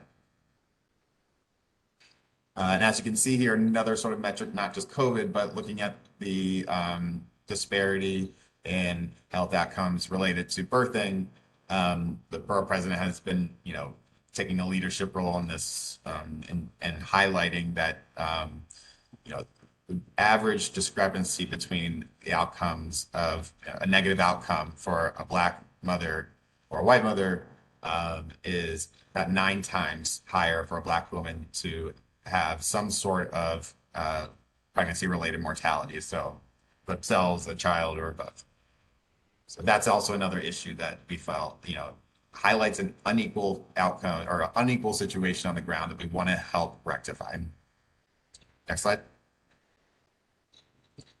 So the gathering research, just overview, we're going to use data-driven, we're going to use data to drive how we look at this problem and how we develop strategies for recommendations and implementing those recommendations. So just one example is that, the higher the tree density, we've shown that there's a lower incident of asthma when you control for all of the other factors. So it's one example of how urban planning, increasing the tree canopy, planting more trees in areas that have less trees can help reduce our asthma rates in young people. That's an important, issue to address, and we can, in the planning field, help rectify it. And talking about it in those terms, I think, may connect more with our friends and neighbors. So next slide. Same thing here, we see a higher tree density shows most people that live closer to trees are going to report having a much better day or excellent health compared to those that are that don't have a high, have a forest or have a well-defined big tree canopy on their street trees. So it's just another thing, another peer-reviewed sort of data-driven analysis that shows that controlling for all other factors, planting those trees, adding more canopy can help our mental health as well. So next slide. So in terms of a comprehensive plan, I think the borough president wanted us to focus on public health because it's such an important issue that is so important to the recent experience we've all been through with COVID. But not to say that this planning effort is only going to be a public health. We have the Regional Planning Association who's been collecting a lot of data for us over the last week, or sorry, that's 8 or 9 months actually. So this is like some of the issues that or some of the areas for the existing conditions that will be included. So we'll have, land use map, we'll have like the demographics of the borough and looking at flooding and looking at, where our immigrant populations are, where our transit networks are, where our capital projects are, where the most income, rent burden populations are. We're gonna have a whole look at all array of issues, not just public health. But we are gonna specifically, we think it's important to highlight the spatial discrepancies that and racial and income discrepancies that we are finding in some of the health data that we found. So next slide. If you look here, this is a map on the left of the borough of Brooklyn. You can see the darker the color brown, the higher the percentage of families that are living in poverty. And if you look on the right, you can see a dot density map is what we call it. It's basically like for every one dot, that's 200 people that live in your community board. And then the colors of dots are by race. So every one dot one green dot equals 100 Black people, one white dot equals 100 Black people. So it just shows showing the racial makeup by borough. And as you can see, we have a high concentration on the right, 17, 16, 9, 8, 3, primarily in 4 and 5 of Black and Latino. And you can also see that that's an area of high poverty. We also see that in parts of Sunset Park as well, in Borough Park. The next slide. As well as Coney Island, of course. And then, looking here, we saw asthma rates as really striking. The New York Academy of Medicine and RPA worked really hard to sift through the CDC data to pull out the most important public health factors to highlight. And as you can see here, the higher the color on the left, the darker the color on the left map, the higher the rate of hospitalizations for asthma per person. So the people in purple are basically going to be going to the hospital for asthma on a higher rate than the people in the lighter colors. And as you can see, the darker color aligns very closely with our Black and brown communities. Next slide. We're also seeing this on issues related to heat stress. This is a heat vulnerability map on the left, which includes a bunch of factors, but it shows the populations that are basically most sensitive to when it gets very hot, including older people, people with chronic illnesses, young people, children, pregnant women, and then low-income people and people with less access to healthcare. So we see the same sort of pattern developing where we have low income and people of color facing the hardest impacts of heat stress, which is clearly exacerbated by a low tree cover and also rising height, rising temperatures. Next slide. And then here on the left, we kind of, it's sort of it's an important existing conditions that shows median household income in the background. So the darker the color on the map, the higher the income for that community. And then the yellow dots and the red dots show, yellow dots is new affordable housing construction over the last 10 years or 8-7 years. And then the red dots show us units that were preserved through some sort of HPD preservation strategy. So they'll finance, they'll reduce their tax abatement as long as they provide affordable housing for a very long period. So that's the red dots. And as you can see, those red and yellow dots are really concentrated primarily in Bed-Stuy, Brownsville, East New York, Bushwick, and of course, downtown Brooklyn and Williamsburg, Greenpoint. And we think it's an important, the borough president, I think it's important, as we said, highlighted in the beginning, affordable housing construction is going to be good for these communities. It's going to provide that opportunity for reducing monthly rental costs, improving public health, hopefully provide access to jobs. But we know this is a regional problem. We know this is an issue about housing affordability that, basically the whole country at this point. And where we see that the communities that are most affected are doing their part to help expand the affordable housing stock. Our friends in the South, we have less new construction that's for, affordable housing. And we think there's opportunities for the rest of the borough to contribute some additional affordable housing stock that helps improve our health outcomes for our neighbors. So next slide. So in terms of recommendations, I think, we sort of highlighted some of just the existing conditions that we're looking at, and clearly RPA and NIAM will walk through, once we have the existing conditions report, there'll be a much more extensive list of maps, data, and explanation of just, an update of what's going on in the borough, what the challenges are. But as it comes into recommendations, we're going to be, the borough president is very, very sensitive to making sure that our community engagement strategy is holistic and make sure that we reach people that maybe don't necessarily always come to regular land use meetings, that may also have a benefit and have something to gain from affordable housing development.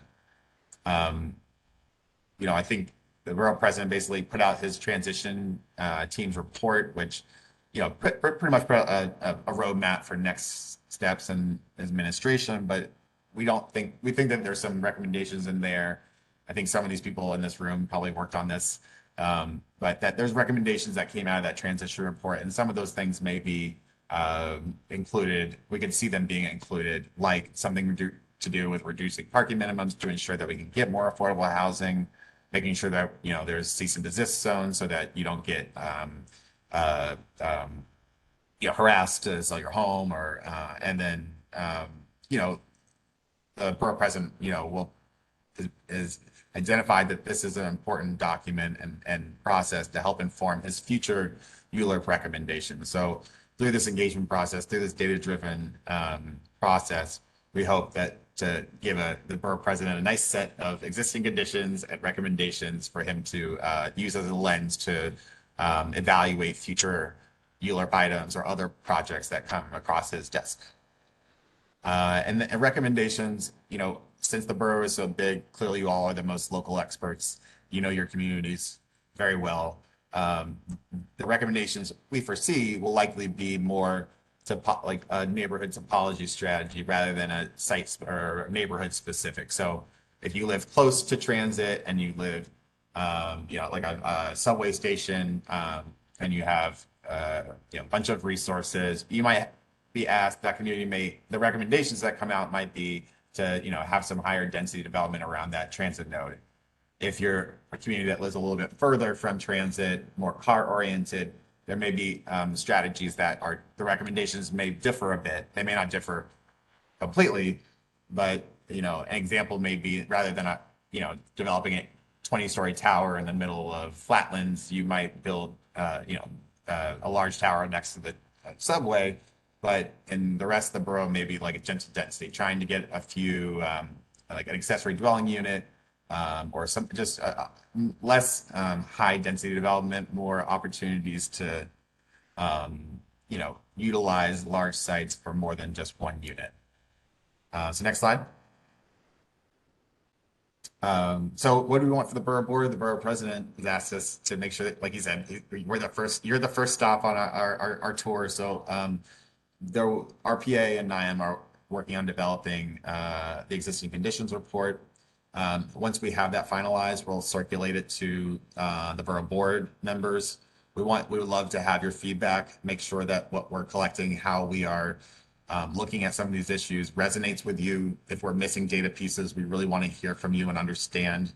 We're not in the recommendation setting yet. We're really just in the, let's make sure we have a complete picture of our communities.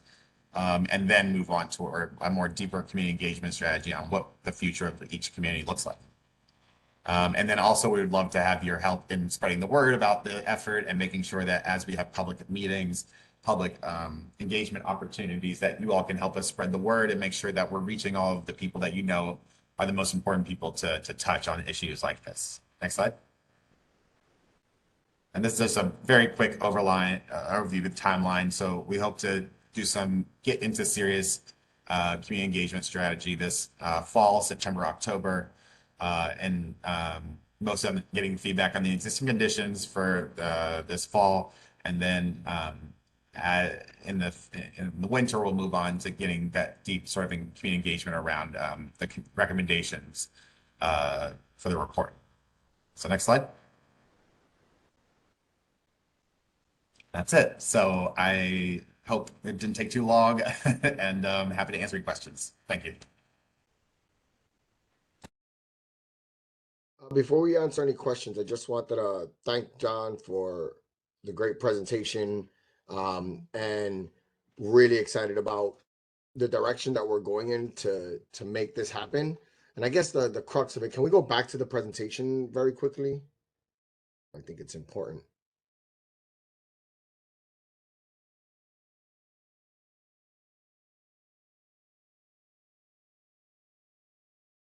And I want to go to the second, I think it's the fourth to last slide. No, keep going, keep going. Keep going. There, that one.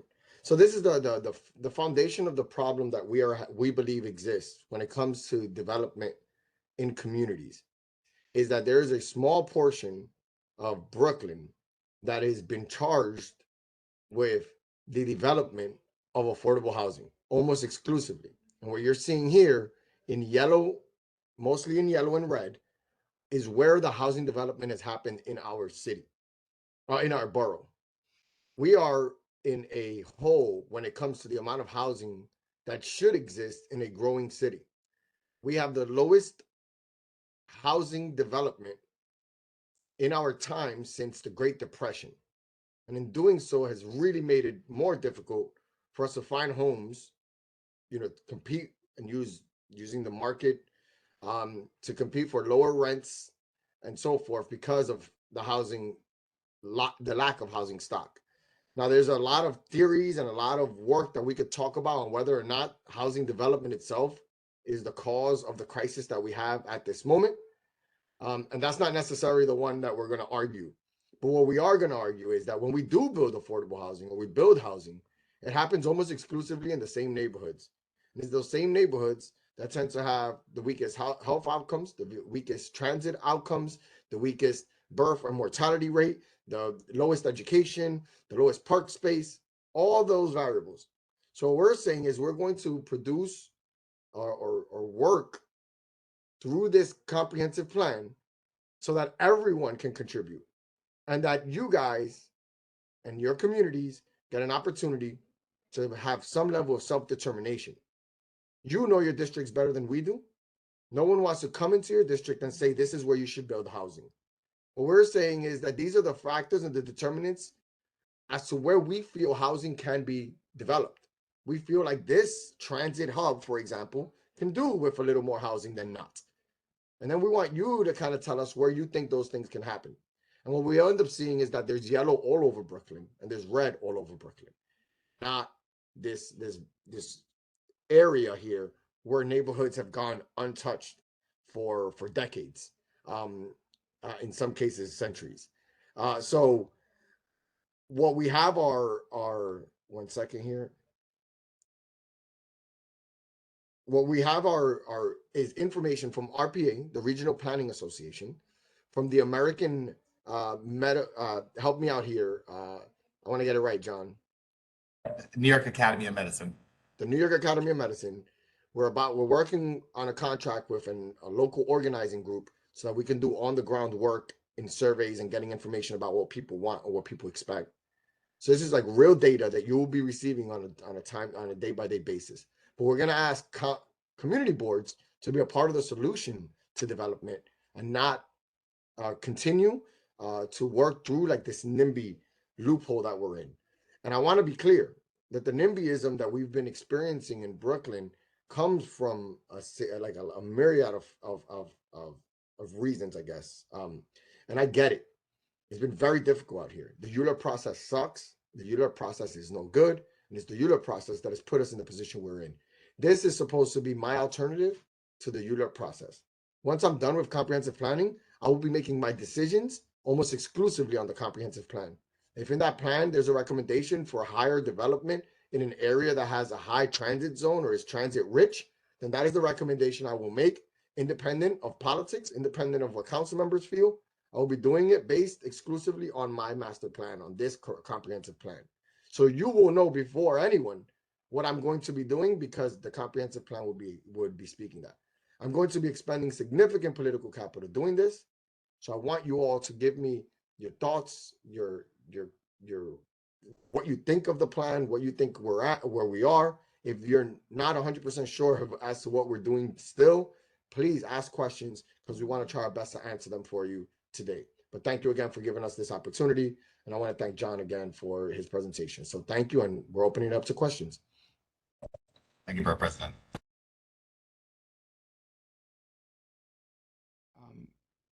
So I have a couple of questions. Sounds good. Right. So one, when we look at I agree. First of all, I agree with all the stuff that plans in terms of affordable housing. However, I have a couple of concerns for CB 17, right?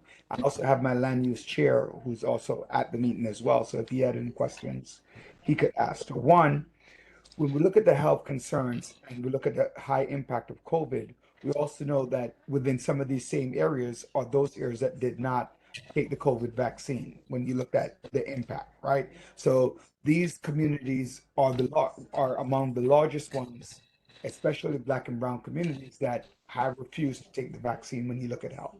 What are some of the plans that we would put in place to hopefully increase the message around the importance of the vaccine that also affected, because I know personally a lot of people who were affected by the COVID vaccine mandate because they said, I'm not taking it, and therefore they were impacted by poverty. That's one question.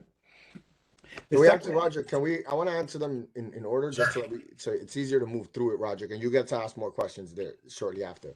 So the first thing is that we're talking mostly about physical and built environments and their effects to health outcomes versus personal choice, right? So it's a two different things, and one we can control versus another we can't. We could communicate and do whatever we can to do related to personal choice as to whether someone or not will take the vaccine. But what we can control are the physical spaces and the physical environment that exist in our city that contributes to health outcomes. So we're in this presentation, we're focused more on the physical spaces that we live in that leads to certain health outcomes that we actually have control over versus ones that are more personal choice related. And I'll just give one example of that just quickly. A physical built environment is if you have no maternal health ward in your district.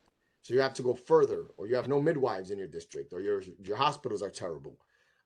You're going to have a higher mortality rate for Black women. We can fix that. That's a physical environment. That's not a personal choice. No one's choosing that. So I just want you to be mindful that physical built environments versus personal choice and what we think we can affect.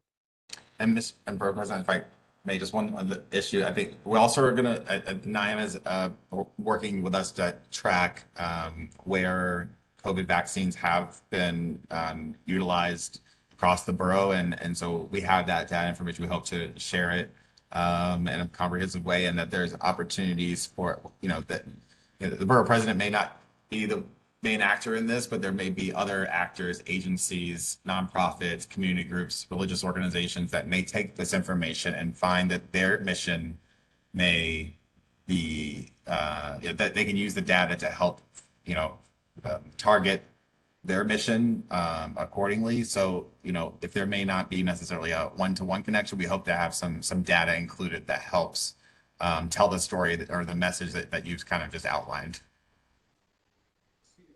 Perfect. Can I go to the second question? So the second one has to do with the average median income, right? We all know, that the average median income that they look at is across so many counties that make the average median income for many residents not really truly affordable for a lot of these resources that might come in, right? So the people who have access to it are not really the people necessarily, might not necessarily be people in your community because the AMI is not there. Whereas there are people in the community who do need assistance with affordable housing. But again, the big question becomes affordable to whom? Would the borough president be able to maybe offer, I don't know, grants? I'm a former assistant principal, so we use the term scholarships, right? But I'm talking about monies or some ways to offset what they consider to be the AMI, because physical in New York is not affordable to a lot of people, right? And we know that, right? So but what could happen? So like within my community board 17, we basically have almost zero affordable housing, right? Almost zero, because it's primarily residential. We have a few buildings here and there, right? And when builders come in, they're not building to make something affordable to people. So how would the borough president, like in my community board 17, and I know some other communities have the same problem, create really and true affordable housing for people who can afford it? Yeah. Within that plan. Yeah, and like that's also a conversation that we need to have in a large scale, and having a conversation about what real affordability is and what opportunities we have. The thing that I guess I want to focus on, Roger, is that there are neighborhoods where we're not even having a discussion about what AMIs work because no building is happening, right? There are neighborhoods where there's zero development of affordable housing, and those neighborhoods are not contributing to again to the greater good here in being able to get our affordable housing moving across the board. If there's affordable housing throughout our borough, it allows for people to move or stay in neighborhoods in a more meaningful way.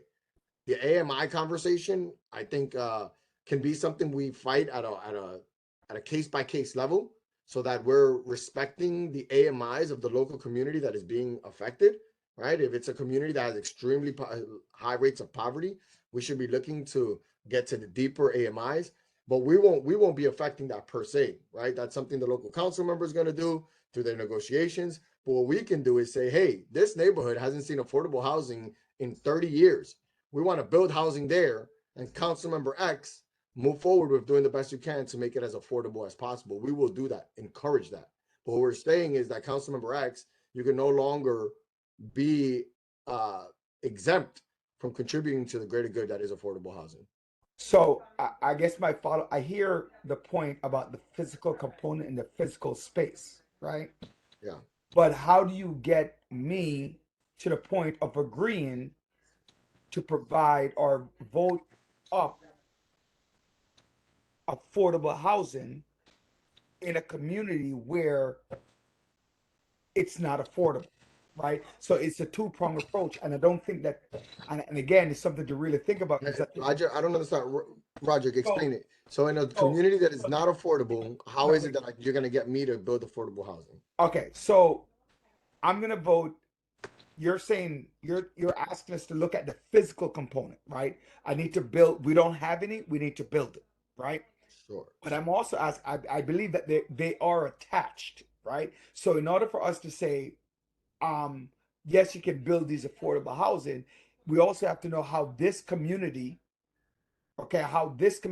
will be able to have access to that affordable housing. So why am I going to agree to build something where I don't have access to it? That means that the people who are going to be affected by it are not from my community. So I do get the physical space. Absolutely.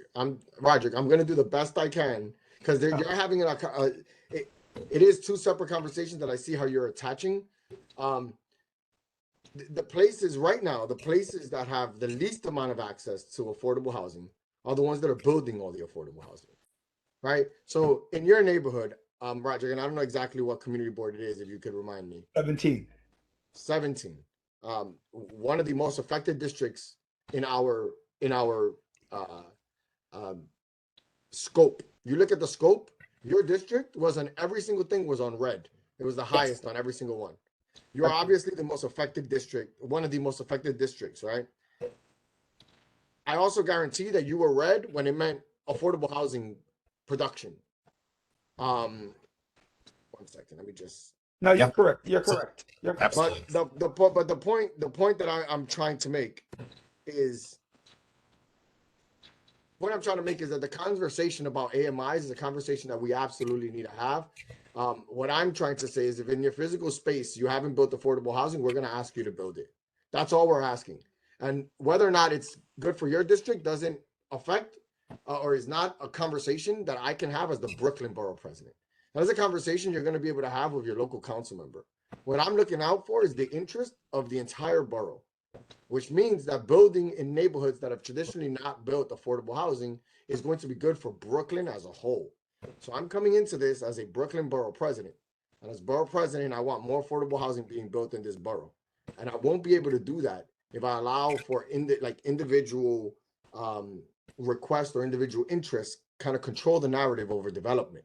So what I'm going to do is build a very objective, comprehensive plan that speaks very clearly to what my foundational concept is for where affordable housing should be built. And I'm going to use that, independent of politics, to make my recommendations on land use items that move on to the council member. So that's what I'm trying to say. So whether you think it's affordable or not is not what's going to make the determination, my determination. What's going to make my determination is if your district has the conditions by which we can build more affordable housing. Do you have a rich transit neighborhood? Do you have good education? Do you got a lot of parks? Understanding that. It's like, well, this is an ideal place to build affordable housing. So we're going to move forward and make a recommendation that happens in a physical space. What happens at a local level or more local level is going to be up to the council member. But I'm not going to base my decision on the council member's wishes locally. I'm going to do it on a more borough-wide level. And VP, just one more point on that. I think, like you said, like data-driven piece. Hopefully, there's this. I mean, I believe that this document will have information, tools to help communities like yourselves in CB17 to advocate for those kind of issues. So hopefully, it'll be an opportunity for making sure that we're all identifying the same data. We're all talking from the same sort of information pieces, so that you can see what your AMI is in for your community, and you know how to find that information, where to locate it, and making sure that people that come to you with housing construction know that that's what your community's income is, and that they're aware of that stuff, and that you guys can highlight that for them. So we hope that this is also an opportunity to connect community boards with information about the borough and be an advocate for your own community. Mr. Borough President, it's Camacho from CB4. I'm just curious in regards to the component, in regards to the health and the well-being of the community in regards to 335 Central. We have a hub of a Department of Health and Mental in there, but it's not fully function. It's not a fully. Are you saying we're going to bring fully function stuff to 335 Central Avenue, which is not one of those Gotham things that you see, but we need it in the community, which is on Hope Garden, which is was a housing development. We're going to see more services there, or doctors there, a real component where we used to have when I was a kid, we used to go get the shots or your COVID shots. Now it's not really. We're trying to make sure that if this is going to be a good component in regards to DOH and MH, to make sure that we have the health department there, that building that's been there closed for a while and is underutilized. So I think the borough president knows the building that we're talking about, which is our 335 Central, which used to be supposed to be the health department. Now we don't know. We're trying to work and find out. It's not a fully functioning health department. How is it that we can get the subsidies and the money to make sure that it can be utilized and used for its purpose as the health department that it used to be? in regards So to health. so this conversation is not only about development exclusively. We're going to be looking at other conditions that are absent within communities. So you'll be able to recognize whether or not you have a sufficient amount of health centers, whether you have a certain amount of park space. So we're going to be looking at not just outcomes based on development and housing. We're going to be looking at other things that contribute to, the poor social determinants within communities. So we will be able to highlight that, Camacho, in just being able to recognize that, let's say Bushwick, for example, is a place that has very few health centers, and because of it, we have lack of poor health outcomes. So maybe your Bushwick isn't the place where we're going to look to do housing development, but what we need to do is more health development. And that's just an example of something that could come up from this study. I also want to say we're in the beginning stages of development in this study. There's a lot of work we need to do to figure out what the ills and the concerns of our borough are and how we can address them. We're also going to talk about education, again, education, health, transportation, a whole bunch of things that we think are important and matter to Brooklyn and are important to know what the next 10 years are going to look like. Right now, the mayor's office, the city of New York, has no plan as to what you guys are going to see in 10 years in your neighborhoods. There's no plan. Oh, well, at least they won't release it. There's no released public plan. What I'm saying is that I'm going to give you a plan. I'm going to be very clear with you as to what we want to do in your communities and what we want to present to the mayor's office in your communities that we think would be helpful to satisfying these health outcomes and the growth of the borough of Brooklyn. So we will be mentioning that, Camacho. You'll be seeing that in the report.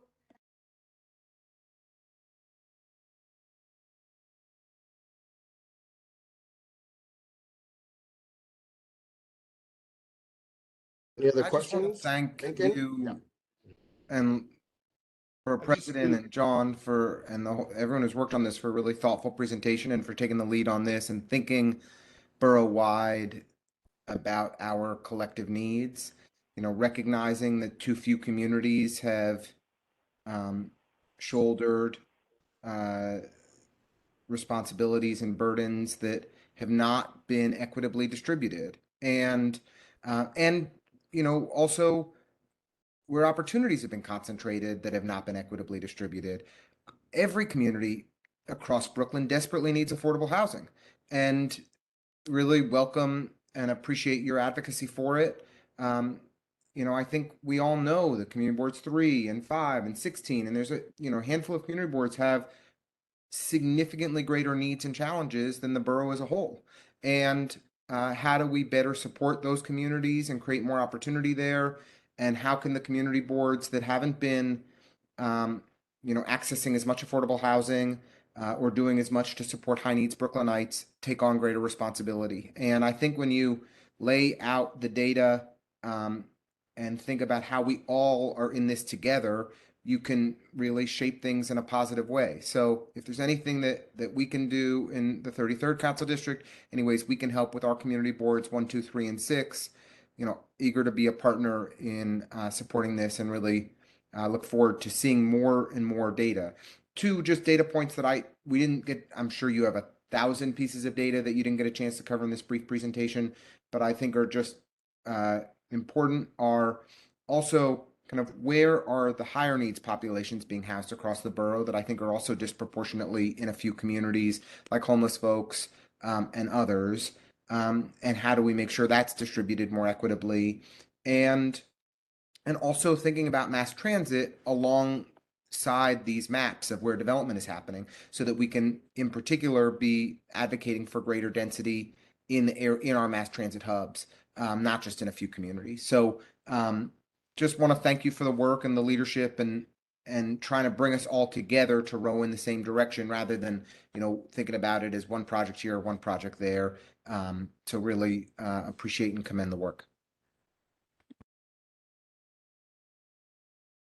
I want to thank you, council member. And as you know, your district is one of the 3 districts, I think, in the entire city of New York that built the most housing over the last decade. Number one. Number one. Oh, I'm so sorry. Why are you going to try shortchange us here? We're number 1. I hear you. I hear you. So like I want to recognize the contributions of your community to the greater I don't good. have anything to do with it. I just got here, but I'm still, I'm happy that we've been. But again, if everyone was to put forth the effort that Community District 33 did in housing development, we might be in a different place. And now I do want to recognize that there are different circumstances in every single neighborhood that we got to respect. And there was significant gentrification that happened in this district and so forth that we got to be accounts for. But we have to have a conversation borough-wide where and when people can contribute. And I'm really excited for it. And I just want you to give me time to present this in a meaningful way with good content, with good when the scoping is all done and when the input is all done, so you guys can see what we're thinking and hopefully can drive the conversation not only on development but on the growth of Brooklyn across different, including homeless shelters and so forth. Thank you. Thank you. Mr. BP, we have Mr. Batiste whose hand's been up. Yes, please, Mr. Batiste. Thank you, Borough President Reynoso. I mean, I think there's a lot to chew on here. There's definitely a lot to chew on. I'm definitely looking forward to the conversation. And I guess with respect to that, I think on one of the slides I saw that there was a period with some green blocks in terms of targeted community engagement. I just want to kind of get an understanding of what is that looking like. So are you talking about an engagement, you're coming to community boards and we're having town halls, or is it something more direct with community board chairs, or how that happens? Only because I think there might be some issues we want to do deeper dives into, because there were a couple of things that I looked at and I said, yeah, that makes a lot of sense. And there's some other things where I'm like, you know what, we might want to consider some other aspects of that as well in terms of developing that comprehensive plan. Yeah, definitely. And we do want to be a little careful here. What we don't want to be challenged on is the data, right? There's certain realities that we're just not going to allow for anybody to come to us and say that they disagree with. The data is the data. Health outcomes are health outcomes. Housing development is housing development. There are things that we feel like are absolutely concrete. But within every neighborhood, there are little details that we might not be familiar with that we have to respect. And I always give the example, as in Williamsburg, we have the third least amount of park space in all of Brooklyn, right? The third least amount in all of Brooklyn. But of that park space, I think 90% of it is blacktop, right? And it's recognizing that we have no grass or trees. And there's a difference there between me saying, hey, you got 2 acres of parkland, you have 20 acres of parkland in your neighborhood, you should be good. And then we find out 19 acres of that is just blacktop, right? There's no grass. So I want those details, right? But we got to be very careful about what input we're asking the communities to have, because ultimately what we're doing is making a decision in committing to basic principles that will dictate the outcome. If you live in a transit-rich neighborhood, you are probably going to get recommendations of yes on development from me outside of unusual circumstances. And that's what this is. That's what the input is for. It's like, why is it that in this area that has like 2 train lines running through it, we see no development? I want to know why that's the case, so I can make a better argument to the general public as to why this community doesn't need to contribute to affordable housing. But we also want to talk to communities that have 35 students in each classroom, or communities that have no parks. Why is that? Communities that don't have homeless shelters. We need to have a conversation about that. Just good, bad, the ugly, across the board. Everybody has to contribute to the greater good. No one is going to be exempt anymore. And those are going to be tough conversations to have, and I'm willing to have those. But on the scope of the work, it's going to be hard to challenge that, because that's straight up data, and we don't want people to, the truth is the truth for me. It's very black and white. There's almost no gray area in that. And I just want to make sure that we understand that the community input is going to be valuable, but won't be geared towards the data.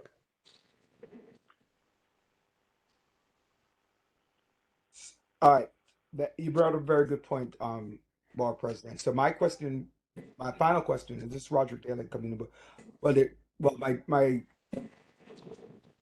land use chair wanted to find out how would you consider the rezoning, and that's a major issue that's happened within different communities, right? That's one. But the final one is, so we don't want to argue against the data, right? Because the data says the district needs this and whatever the case is, based upon what you just said.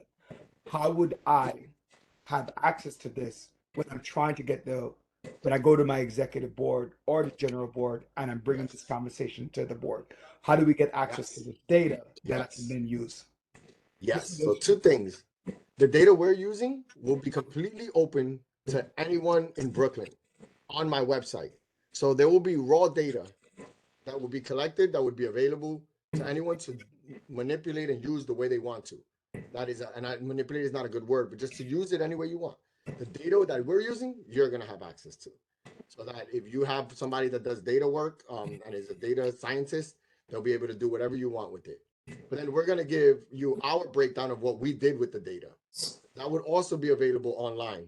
So everything we do, including our map, we're going to publicly present everything we believe publicly. So you'll know when a developer comes to your community, I already have a decision made on that, not because I've met with the developer, but because I have principles that I'm going to abide by.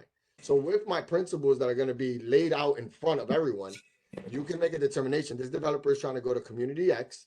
And in Antonio specifically said through his comprehensive plan that community X doesn't need affordable housing. What they need is schools and parks. So community X is not, he's going to vote that down. Or community Y is getting a developer and that developer wants to build, 5 stories. It's like, oh, Antonio said, or the borough president in his comprehensive plan said this community could do with more housing because it's a transit rich area. Like you're going to understand through the characteristics of each neighborhood who can take on and who can't take on. Right. And that's going to be out in the public for everyone to see before any developer does anything. So everyone's going to see my plan and it's going to be public. It's going to be transparent. It's going to be open. It's just going to be laid out there. You get raw data, you get what we did with the data, and then you get the outcomes of what we did with the data is all going to be presented, hopefully in March, and it'll be done. From there on, from March on, I will be making ULURP decisions based on my comprehensive plan. We have 2 more questions. It's 8:29. We have Ms. Ursa Witherspoon and Ms. Joanne Brown. No, Ms. Witherspoon, you're still on mute. Oh, all right. Yeah, I just noticed. Thank you so much for this plan that you are putting together. It's pretty comprehensive. You actually did mention something that I had in my mind too, as well as shelter placement. It is out of balance in the borough of Brooklyn. So I was glad to hear you mention that. It seems also that we need to be concerned about our water as well. As you see, Lower Manhattan was affected, and that is a health issue too that it looks like should be on our list. And finally, I also wanted to mention as well that affordable, what you call a thing and how you refer to it is very important. And we hear affordable housing being bandied around so easily, but it really should be connected to income based. I think it needs to be more fine-tuned in terms of what that looks like, because it's relative to who it is you're speaking of, what group of people, what income. And I just think income based really kind of hits it on the head. That's all I wanted to contribute. Thank you. Absolutely. And thank you, Ms. Witherspoon. And it will. I just want to be very clear. That is going to be important to us. But I'll give you an example, Ms. Witherspoon. Right now, there are community boards and community districts in Brooklyn that choose the third option, which is something called a workforce option, an MIH, right? Mandatory inclusionary housing. It has, you can get 80% of the units, 25%, 25% at 80%, 25% of the units at 80%, or you get 20% of the units, less units, at like 60% average AMI, right? You could do those two. But there's one more where you can take, I think it's 30% at 120% AMI, which is not affordable to anyone. That's like a family of 4 making like $165,000 a year. That's an option. That is an option that right now council members are taking for their community, right? And they're making a very clear statement when they do that, is that if we're going to take affordable housing, we're going to take very not affordable, the most unaffordable, the most closest thing to market rate as possible. And what we're going to say is that that's unacceptable. We're not going to let you get away with that. And right now they get away with it because there's something called member deference. So these council members for a long time have been protecting their communities, what they consider protecting their communities from allowing for real affordable housing to come in there, and they're using their member deference to control that. And I'm fighting back against member deference. I'm telling that member that we're not going to allow you to keep building housing at 120% AMI when East New York and Brownsville are building 100% affordable housing at, 100% of those units under 40 and 50% AMI. The burden of building Absolutely. housing can't fall on one community because it's also resources. The resources of that community are not going to increase, but the need is when you put more people in it. But you have these affluent communities that have a ton of resources, beautiful parks, great education. They can take on a more poverty-stricken people and help them and be a part of the greater good. And that's not happening right now. There's a lock. Absolutely. And we're gonna fight against that lock. And I'm gonna be very open and transparent about that lock. And I'm gonna make my decisions based on those principles and not the politics. I appreciate that. I'm not gonna be a very popular man when I'm done with this, Ms. Weatherspoon. But my point here is that Yeah. I feel like we gotta start fighting for the greater good, and I'm willing to put that fight forth if I think it's contributing to the greater good of Brooklyn. I appreciate that. Values are important. That's Thank right. you. Thank you. Thank you. There's another question, I believe. Ms. Brown. I'm probably last. Thank you very much, Borough President. Thank you for being unpopular. I appreciate that. Thank you for, bringing together both the social determinants and the built environment together. It's truly important to innovate at this time. As a healthcare worker, I can tell you it is so needed. One thing that I noticed that should probably be addressed in your greater plan is traffic burden. We have two very important things that are going to happen in the next 10 years. The first one is congestion pricing and how it's going to affect the borough of Brooklyn. When I say this, I don't say that it is not necessary. I'm worried about how it will affect the neighborhoods that surround the areas of Manhattan that will be affected by congestion pricing. The other thing is that B14 has truck routes, both a through and a local truck route. I will tell you, both are being abused by 53-foot trucks that should be on our roads, but also understand that traffic burden is one of the factors that leads to asthma rates in children, asthma rates in adults, which also leads to obesity because of the medications that treat those things. Yep. So I just wanted to bring that to your attention that traffic burden within our communities in Brooklyn should be addressed. The BQE is going to be overhauled. We have a really big project coming up that's going to affect CB14, CB12, CB6, the list goes on. And that is just a pilot for what's going to happen in 10 years when they actually have to do the work. Yeah. So all of that traffic is going to come through our neighborhoods, and the residue that comes from traffic. There was a New York Times article years ago which studied the component of the black soot that lays on people's windowsills, which is indicative to what they are breathing, is very serious situation with regards to the health of the borough. So I just wanted to bring that to your attention, and thank you so much for your good work. Yeah, thank you, John. And I do want to recognize that, right? Like, we have parking requirements in development, for example, and I'm going to use Joanne. I'm going to use this as an example of why I agree with what you're saying. There are some neighborhoods that you need to take 2 buses to get to a train. You need to take 1 bus to get to a train, or you got to walk a mile. And like those places, talking about reducing parking requirements doesn't make sense. Those places are in need of vehicles to get to where they got to get to. And there are other places that have five train lines within walking distance from each other. Those places, the need for a car and the parking requirements is less important than in a place, let's say like Canarsie or Midwood, right? Like those are far areas that have almost no transit options. So we are looking at that. I want to make sure that you know that while I believe in public transportation and cycling and walking and pedestrianizing, I recognize that the built environment is not equal everywhere. People have different circumstances, and the Belt Parkway exists and is needed for people in Bay Ridge and in the South. Like those are things that are just necessary for the environment that is currently being created. But we should start working towards that, addressing those issues. We need more transit options in these areas. How do we expand on that? And that will be in the comprehensive plan as well. but it also means that I want to be careful about what we're asking to add to those areas without first giving them transit options. So we're thinking about it all, including this traffic situation.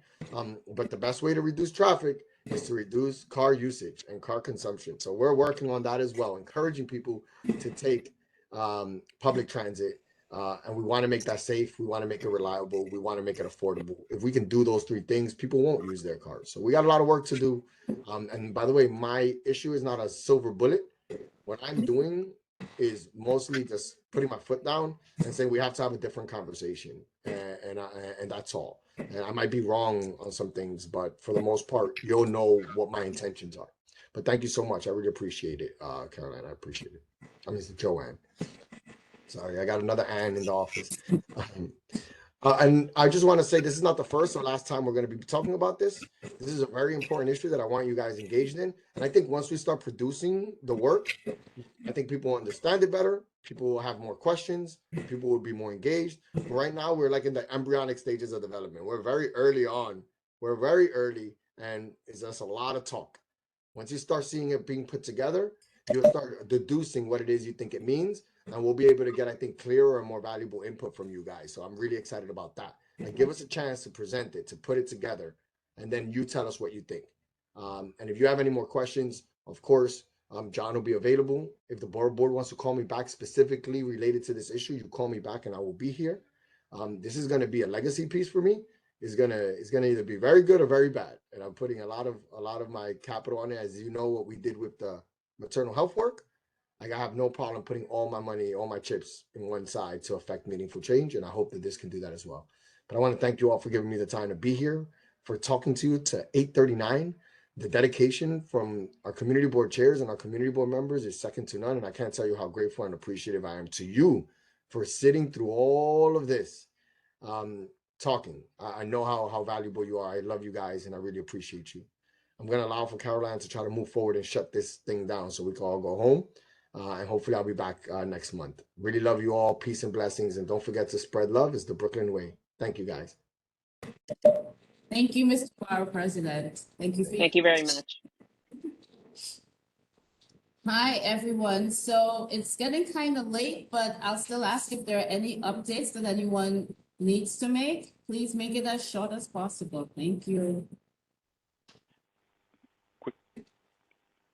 Mr. Batiste. Very quick question. Have you heard anything? Is there any indication with regards to open meetings, virtual meetings? Are we going back or anything of that nature? So usually it seems that the governor doesn't issue an order until the last issued one is about to expire. And I don't want to use the wrong date, but I think the current order goes to September 28th, maybe, or 26th. But I can confirm that and get that to the entire board tomorrow. I'm not sure the date.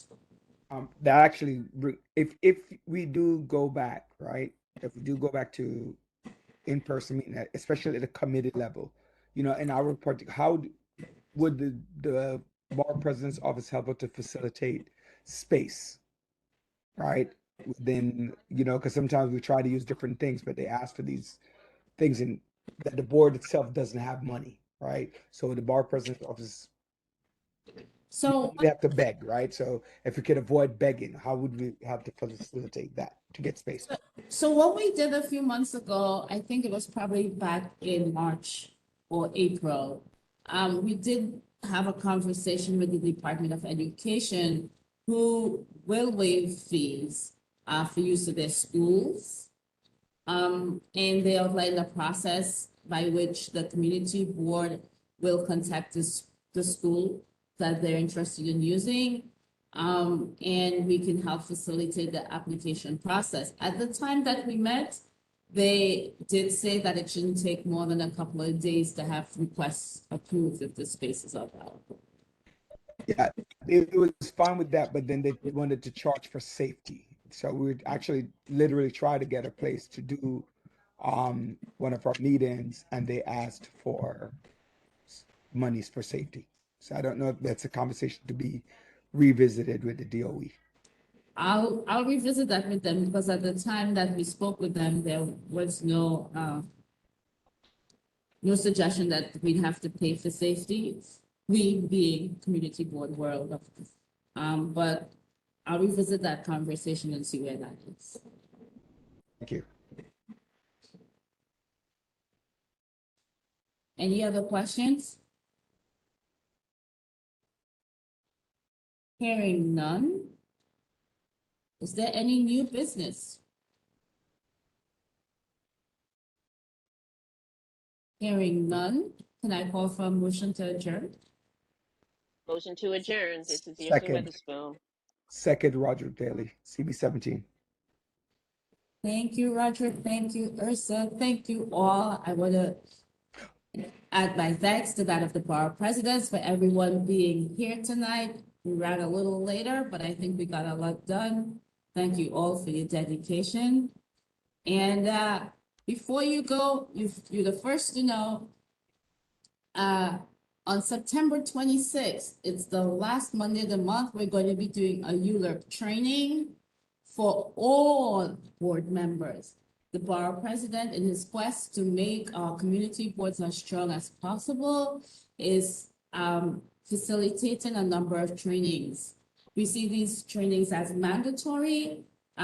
We know things happen. People won't be able to attend every single training, but there should be very great effort to attend most of the trainings. So please, that notice is coming out soon.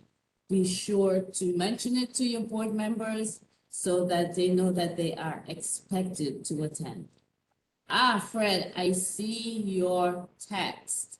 Thank you for that. I guess we will strongly consider changing the date due to that. Thank you. Let's make plans.